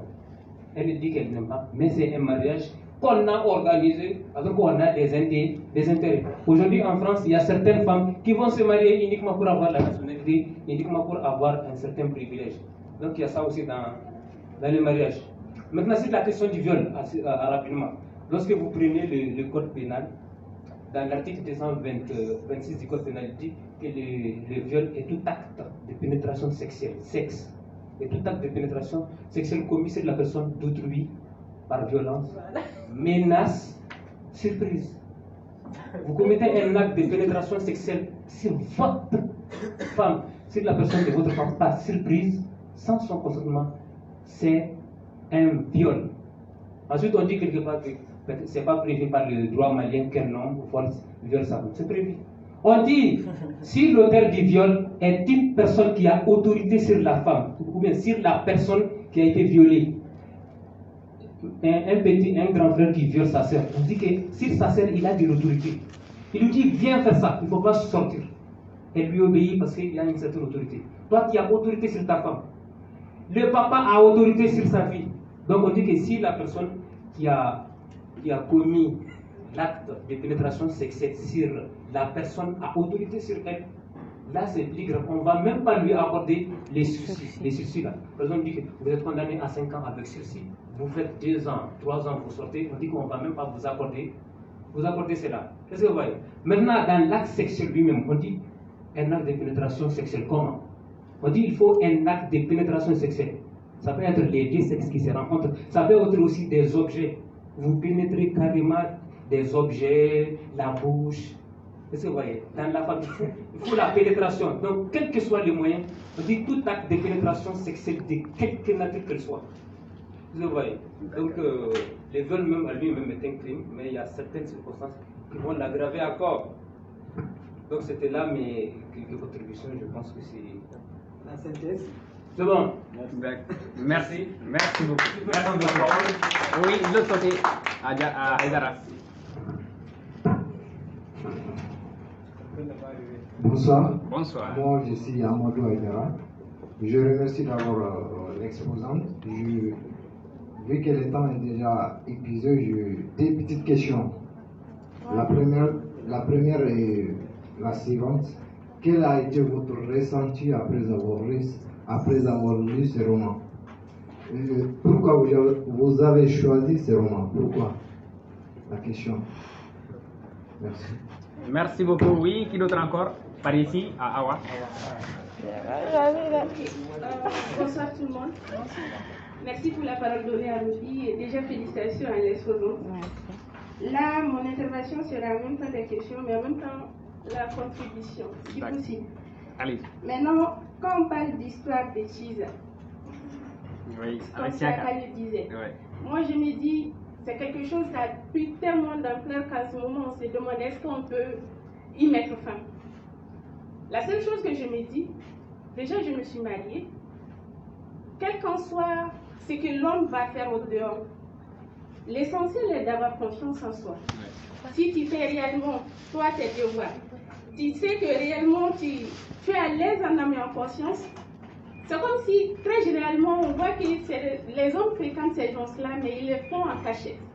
Déjà, ce qu'on dit même, ce que Dieu t'a caché, ne cherche pas à comprendre, à savoir. Là, je me dis, affaire de Chiza, je ne vais même pas me prononcer là-dessus. L'essentiel est d'avoir confiance en soi et savoir gérer son foyer. Point barre.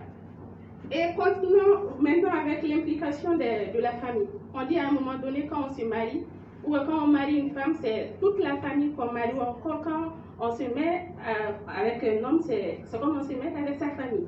Je me dis, ça a ses avantages comme ses inconvénients. Par exemple, auparavant, ou encore, toutes les brutalités qu'on voit de nos jours, c'est à l'absence de cette famille. Parce qu'on a trop voulu la solitude. Au final, on s'est fait très généralement du mal. Mais qui est là pour nous secourir? Personne. Mais si réellement cette famille était là, même le taux de divorce qu'on a, est-ce que ça n'allait pas réduire? Mais la présence de cette famille aussi, est-ce que souvent ça ne réduit pas l'implication de l'homme en question dans la gestion de son foyer? Parce qu'on veut trop intervenir, en quelque sorte. Donc je me dis, l'implication de la famille, ça a ses avantages comme ça a son inconvénient en termes de mariage. Maintenant, je vais poser la question qui est de savoir, est-ce que l'école est réellement synonyme de révolte? Parce qu'à un moment donné, la maman de Ramla lui dit, toi tu risques de mettre fin à l'instruction de tes sœurs auprès de ton père. Donc là, je me demande, est-ce que l'instruction est égale à la révolte? L'école est synonyme de révolte. Et quand on parle de la soumission, est-ce que soumission est égale à l'esclavagisme? Parce que quand on dit l'homme a droit à tout, l'homme a toujours raison. Si le mariage est reçu, ça revient à la soumission de la femme. Ça revient au bon sens de la femme. Mais si le mariage échoue aussi, ça revient à la femme encore. Mais là, je me dis, réellement, je suis d'accord avec la soumission. Car selon moi, la soumission, c'est signe de respect. C'est la définition que je me donne. Je te respecte, point barre. Mais est-ce que réellement, cette soumission doit être vue comme signe d'esclavagisme, où tu as toujours l'autorité, ou à un moment donné, tu sais que réellement, tu n'as pas raison, que je dois accepter. Toi, tu n'as pas raison, l'homme, tu n'as pas raison, tu cries sur moi, peut-être je peux arrêter à un moment donné qui t'apaise. Et après, je te fais savoir à plus B, tu n'avais pas raison. Là, je vois comme respect, mais à une autre manière. Est-ce que toi, comment tu vois la soumission?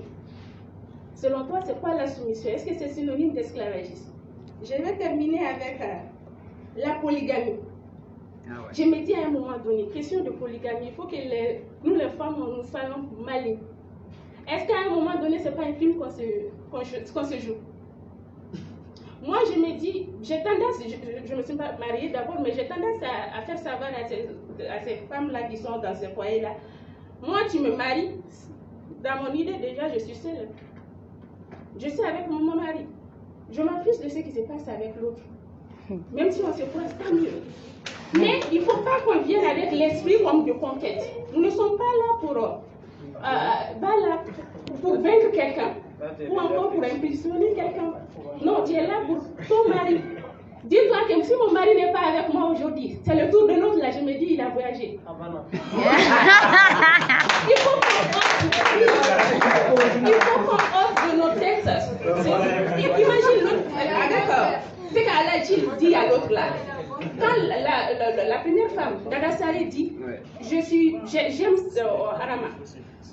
Qu'est-ce qu'Aladji a dit? Ça veut dire qu'Arama n'a pas joué son rôle. Sinon, si tu n'allais pas aimer Arama, ça veut dire que nous, il faut qu'on réfléchisse mûrement, nous les femmes. Nous sommes là, il faut qu'on s'accepte. Point bas. Tu es là pour ton mari, il ne faut pas que l'autre soit ton ennemi. Si tu ne peux pas l'accepter, ôte-la de ta tête. Il a voyagé. Oui. D'accord, on va donner la parole à... Attendez d'abord, maintenant on va changer de camp, ensuite on va revenir. On va aller par derrière. Ensuite on va revenir par ici. Là-bas, de l'autre côté. Personne ne veut parler là, non, d'accord. D'accord. Bonsoir. Bonsoir, il faut te lever un peu pour qu'on puisse te voir. Moi c'est Akadani Alassane. J'aimerais intervenir sur la partie de Aïsta, c'est le gars qui avait parlé de pourquoi que les femmes aujourd'hui, après le mariage, se réunissent pour savoir si la femme est vierge ou pas. Pourquoi les femmes cherchent à savoir si la fille est vierge ou pas. Maintenant, je vais prendre un exemple concret. Nous avons tous passé par les facs, la classe terminale. Nous avons tous suivi les mêmes cours, avec les mêmes professeurs. Et pourquoi au final un examen? Pour qu'il y ait des admis et des redoublants. Pourquoi les admis? Parce que ce sont eux qui ont bien initié ce que les professeurs ont dit. Les ont montré. Les redoublants, pourquoi? Parce qu'ils n'étaient pas à la hauteur de ce qu'on cherchait. Mais pourquoi sont justement les femmes qui doivent être les surveillantes? Là, la question est simple. Non, moi je parle sur le côté de pourquoi on cherche à savoir pourquoi les filles sont vierges ou pas. Maintenant, il y a des mérites là, partout où on cherche pourquoi les femmes sont vierges ou pas, les filles, après leur mariage. Si une femme soit vierge, il y a un mérite. La famille aussi gagne son honneur. Maintenant, ce sont les raisons qui poussent les femmes à chercher pourquoi les filles sortent vierges après leur mariage. Maintenant, ce que Aïsta, je veux un peu toucher à ce que Aïsta a dit. Pour terminer, parce que le temps file. On prend l'exemple sur un bic et une fille. Le stylo. On peut utiliser le stylo sur toutes les filles, beaucoup de filles. Et si ça écrit, c'est bon. Maintenant, on prend une fille. Si elle est sale, on écrit dessus. Est-ce que le bic va accepter d'écrire? Même si le bic va écrire, tu vas au moins forcer avec le bic pour que ça écrive. N'est-ce pas? Oui. Mais si une fille, elle n'est pas sale, elle n'a jamais été touchée, le bic va bien écrire quand même. Vous pouvez dire en bénéfice. Moi, je n'ai pas compris.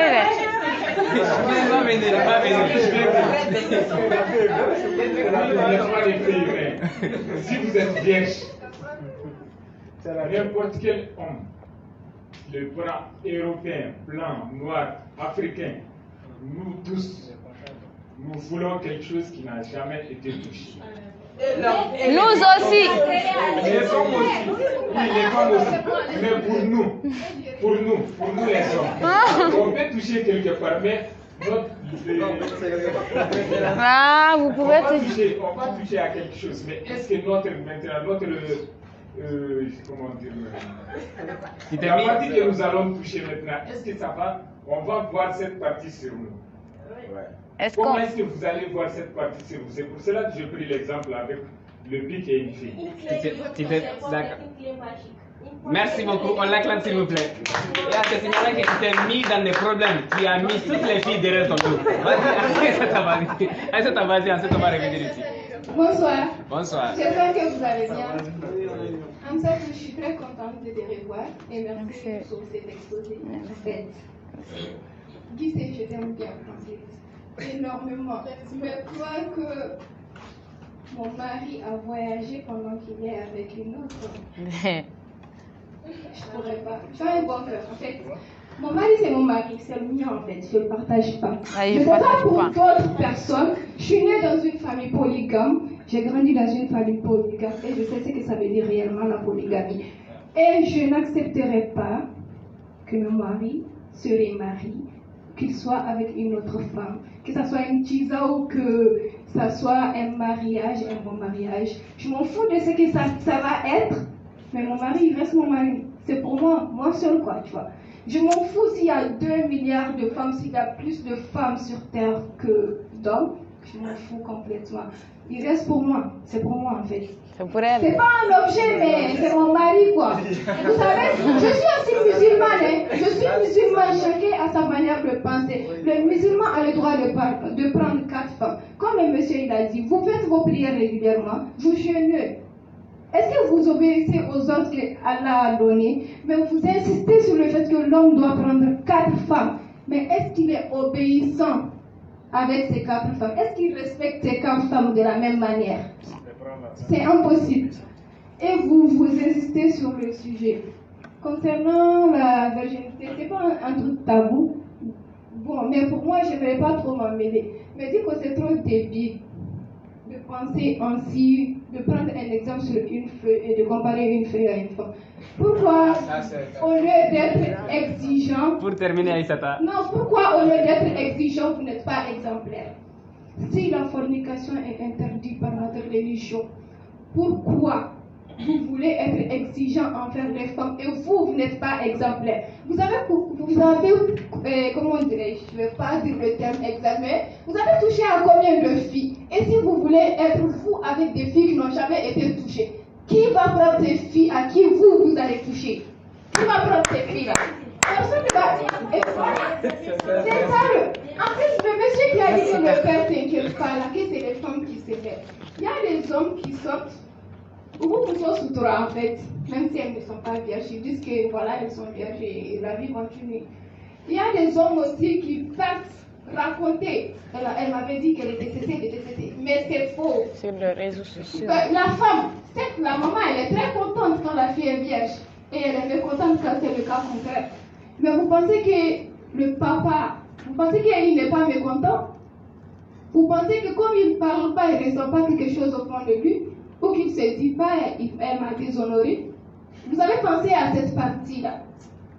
Alors soyons honnêtes envers les uns envers les autres. Quoi. Merci. Nous ne sommes pas des objets.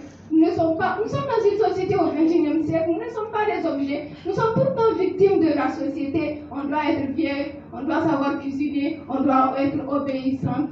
On peut être obéissante, on n'est pas des esclaves. Nous sommes aussi des êtres humains. Ok, merci. Merci beaucoup. Merci beaucoup. Merci beaucoup.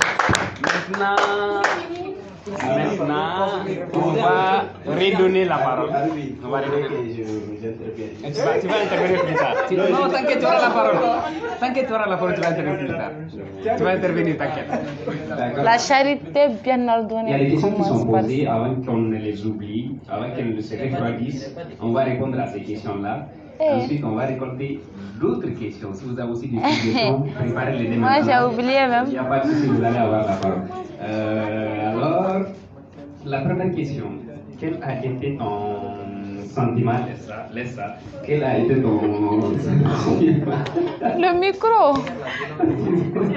Oui, parce que ça, c'est un peu compliqué, quoi. On ne peut pas les animer à deux. Alors, le sentiment que tu as eu après la lecture de ce livre, Les Impatientes.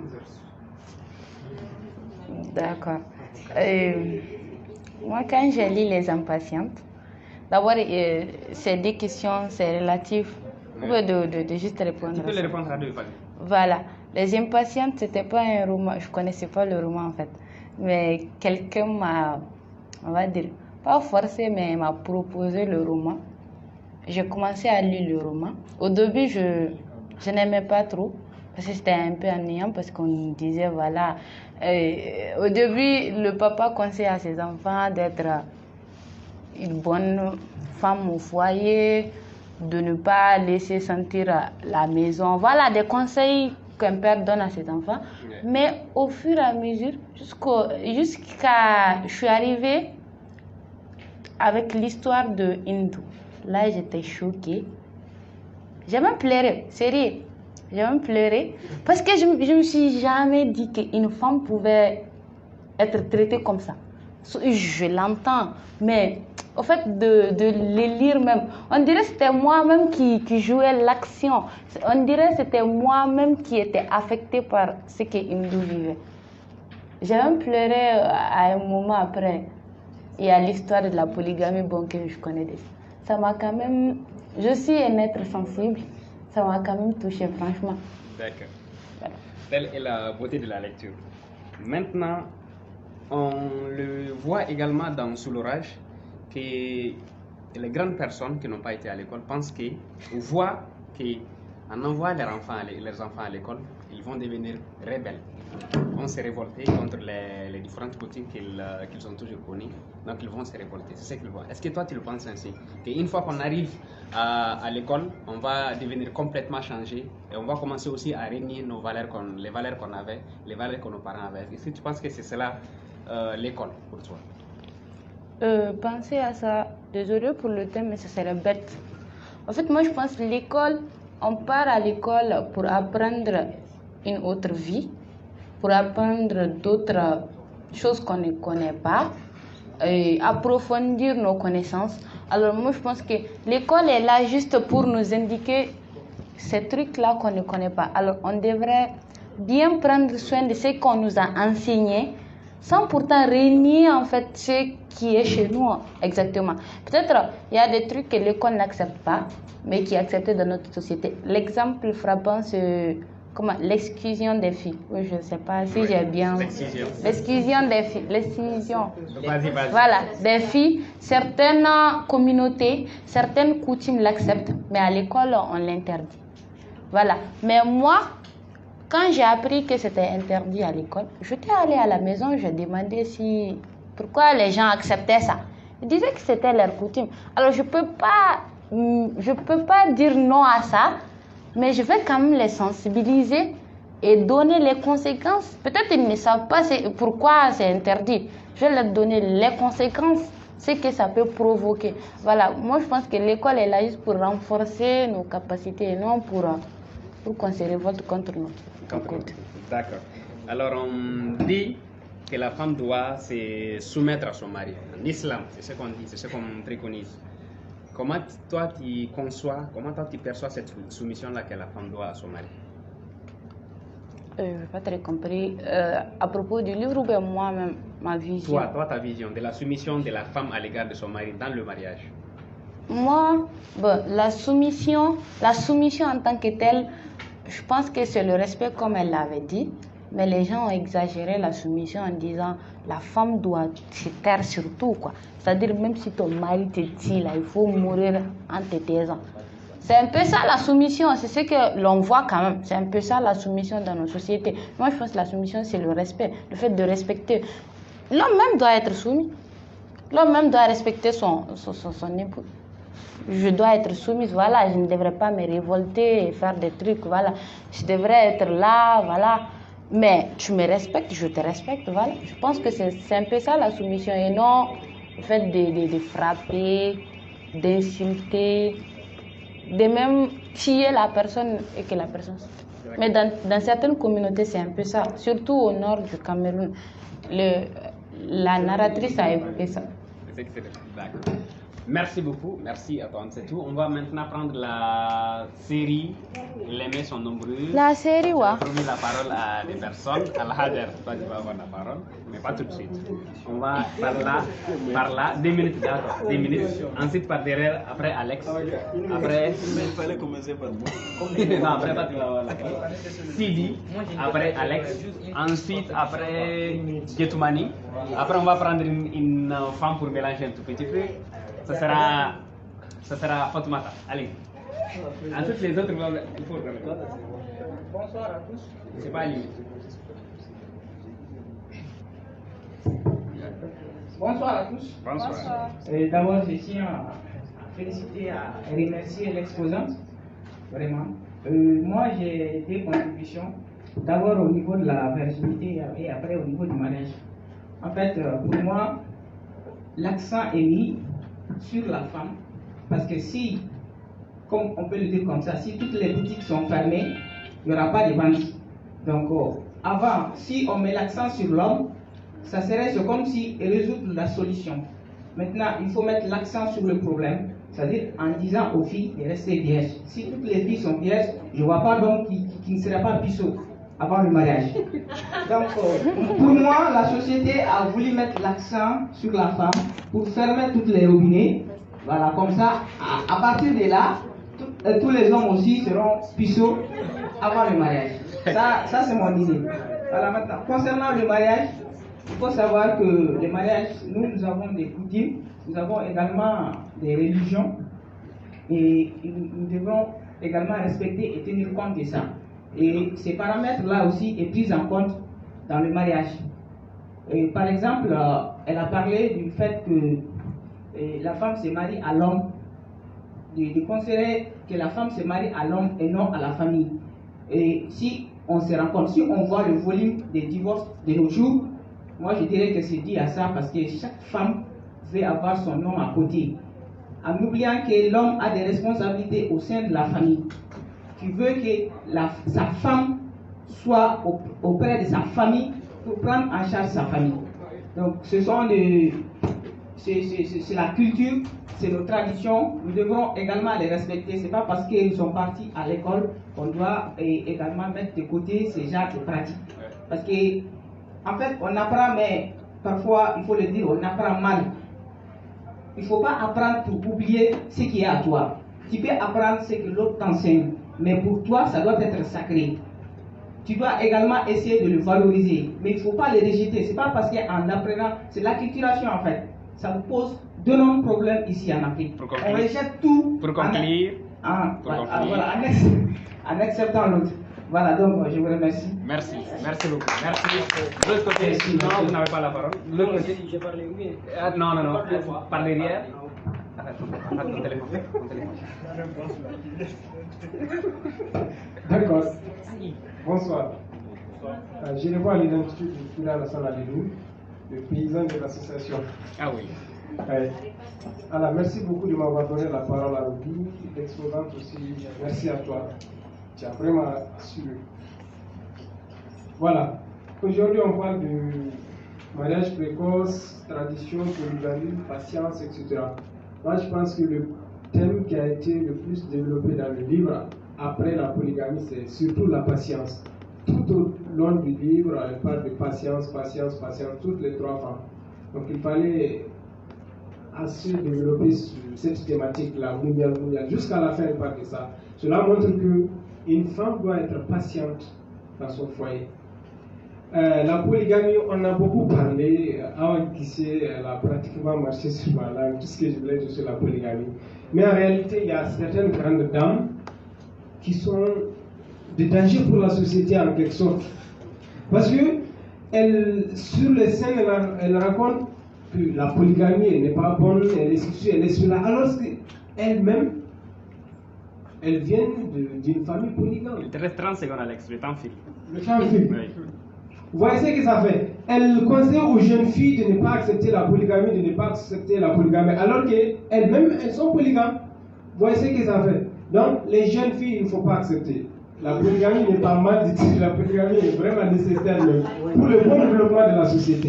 Et ensuite, il y a un point, il y a deux éducations qu'on parle très peu au niveau des instituts ou des facultés. Il y a l'éducation financière et l'éducation sexuelle. C'est ça qui fait mal. Aujourd'hui, vous trouverez des jeunes filles qui ont plus de 30 ans, mais elles ne savent même pas comment gérer un homme. Même un mec a porté tout un foyer. Bon, j'aimerais prendre des exemples. Il y a un ami qui va parler de sa sœur, c'est un terrain inconnu, mais je vais tenter. Il dit que la fille est jusqu'à la faculté. C'est donner rendez-vous, mais en réalité, elle ne sait même pas quoi faire. C'est lui qui fait tout. La fille, là, elle est restée miette, elle ne fait rien. Vous voyez? Donc, on n'a pas compris. On n'a pas compris. Moi, je n'ai pas compris. Non, je vais reprendre l'exemple tout de suite. J'ai dit l'éducation sexuelle. L'histoire. C'est sur l'éducation sexuelle. C'est comme le gars et la fille se sont donné rendez-vous quelque part, peut-être dans l'hôtel ou ailleurs. Mais lors de l'acte, ils ont commencé, mais la fille ne savait même pas quoi faire. Elle est jusqu'à l'université, celui qui fait tout, celui qui a l'air tout, etc. Ce qu'on a fait, elle est restée miette. Elle ne sait même pas quoi faire. Vous voyez ce que ça fait. Donc, au sein de la famille, il faut continuer à en parler. Les grands-frères, il faut conseiller les petites sœurs, l'autre là. D'accord. Merci beaucoup. Merci. Qui est-ce que j'avais dit? Ensuite, parce que les temps filent vraiment. On va prendre. C'est Djetumani. Djetumani, attends d'abord. C'est Djetumani. D'accord. Ensuite, on va venir, on va terminer. Vous avez chacun 30 secondes. Le temps file malheureusement. Vous aurez dû prendre la parole dès le début. Maintenant, le temps file malheureusement. Donc, Djetumani, tu as 1 minute. Ensuite, on va aller de l'autre côté. Djetumani, vas-y. Bonsoir tout le monde. Bonsoir. Je suis Djetumani Doumbia. Soyez félicités les modérateurs et les exposants tous les deux. Et parlant de la polygamie, je pense qu'il va falloir qu'on arrête de critiquer la polygamie, peu importe sa façon. Et je trouve que la polygamie n'est pas voulue. Elle se réclame. Voilà. Qui suis-je pour m'hasarder à aller prendre une deuxième femme si ma première femme répond à toutes mes aspirations? C'est ça qu'on oublie. Merci beaucoup. Donc, merci beaucoup. Il faut te limiter à là.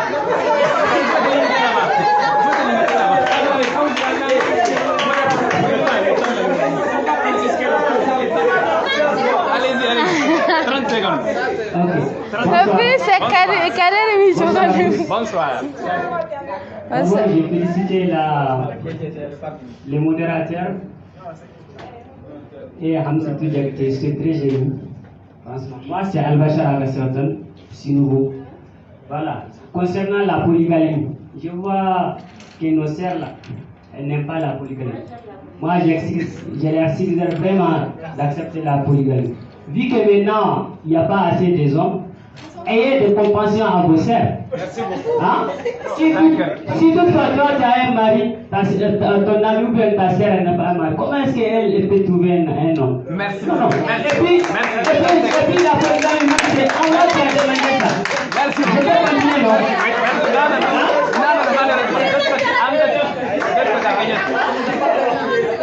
Cállate. 30 secondes. 30 secondes. Ok, merci pour la parole donnée. Et là, je pense que je ne pourrais pas développer mes trucs, mais bon, je devais marcher dessus. Il y a Hamzatou qui disait que si son mari la satisfait, lui donne tout, elle va rester à la maison et laisser son indépendance. Je te dis, si tu acceptes ça, ton mari même va te régner. Parce qu'actuellement, c'est eux-mêmes qui disent que qu'est-ce que je vais faire d'une femme qui ne fait rien. Maintenant, les hommes, eux aussi, veulent des femmes qui travaillent. Si jamais tu acceptes ça. D'accord. Merci beaucoup, malheureusement. On amène la parole par ici. Vico. Il faut ramener la parole ici. Voilà. Alors, tu dis tes derniers mots, 30 secondes, s'il te plaît, le temps. 30 secondes. Ok, c'est juste pour vous remercier. J'avais beaucoup de choses à dire, mais bon, on laisse ça. Il faut juste que vous sachiez, peut-être ma conclusion, si j'avais eu le temps de parler, il faut savoir que pour nous, la question de polygamie, c'est une question d'héritage. L'héritage là est sacré.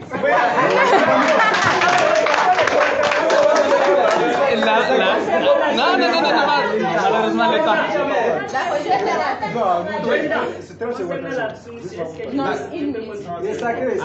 Bonsoir chers tous. 1 minute partagée entre vous deux. Voilà, merci à l'exposant pour la qualité quand même de son exposé. Alors, en ce qui concerne la question de polygamie, franchement là, moi je suis tout à fait d'accord avec. Parce que déjà, lorsque je me vois dans l'avenir, je vois occuper une très belle carrière, et là je ne vais pas quand même me donner à mon mari conseillant, voilà, actuellement comme ça. Parce que là, ça veut dire qu'il va falloir que je travaille. Mon travail va me demander beaucoup de temps, et là je ne peux pas répondre à toutes ces aspirations. Là, il pourra me supporter, et soit il va me supporter, soit il va prendre une autre femme. Et je ne peux pas faire ça. Alors, tu ne vois pas des mounial, les petites rousses, les impatientes. Les impatientes. Mais pourquoi les impatientes? N'ont-elles pas été assez impatientes? Voilà. explique-nous quel est le rapport avec les titres et cette œuvre-là. Merci. Il répond directement à la question. Voilà, on va aller plus rapidement parce que je n'ai pas 30 secondes alors. Oui, je vais rapidement. Donc, pour donner ma position aussi, c'est concernant la polygamie. Donc, c'est une chance pour, j'ai dit, j'allais pour les femmes. Voilà, c'est une chance. Parce qu'aujourd'hui, elles nous dépassent. Donc, pour que certaines puissent avoir des mariages. Et aussi, voilà. Et aussi, ce n'est pas toutes les femmes qui sont venues pour trouver des enfants. Voilà, c'est bon. Voilà. Donc,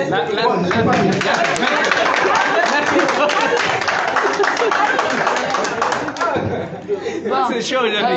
Pourquoi c'est Mouyal? Pourquoi Mouyal? Pourquoi les impatientes? Parce que l'auteur a dit que les femmes ont toujours été patientes. On leur dit patiente. Alors, elles n'ont... Devant ce système-là, ce système patriarcal qui les oppresse et ce système social qui les oppresse, elles veulent pas être... Elles n'ont pas voulu se soumettre. Quand on va voir les 3 héroïnes, comment on appelle, Aramla d'abord, elle, grâce à l'école, elle s'enfuit de son foyer. Elle était impatiente, elle n'a pas pu être patiente.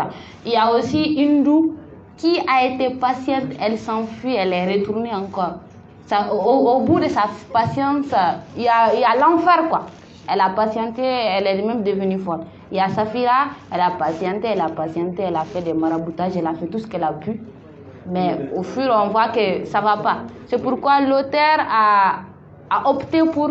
En fait, ce n'était même pas les impatientes. Au début, c'était mouiller les larmes de la patience. Mais Emmanuel Colas a vu que c'était trop africain. Pour que l'œuvre soit acceptée en France, etc., il lui a dit d'opter pour les impatientes. Voilà, parce qu'elles n'ont pas voulu être patientes, elles se sont révoltées contre cette patience-là qu'on leur dit chaque fois mouillal. Je pense un peu c'était ça.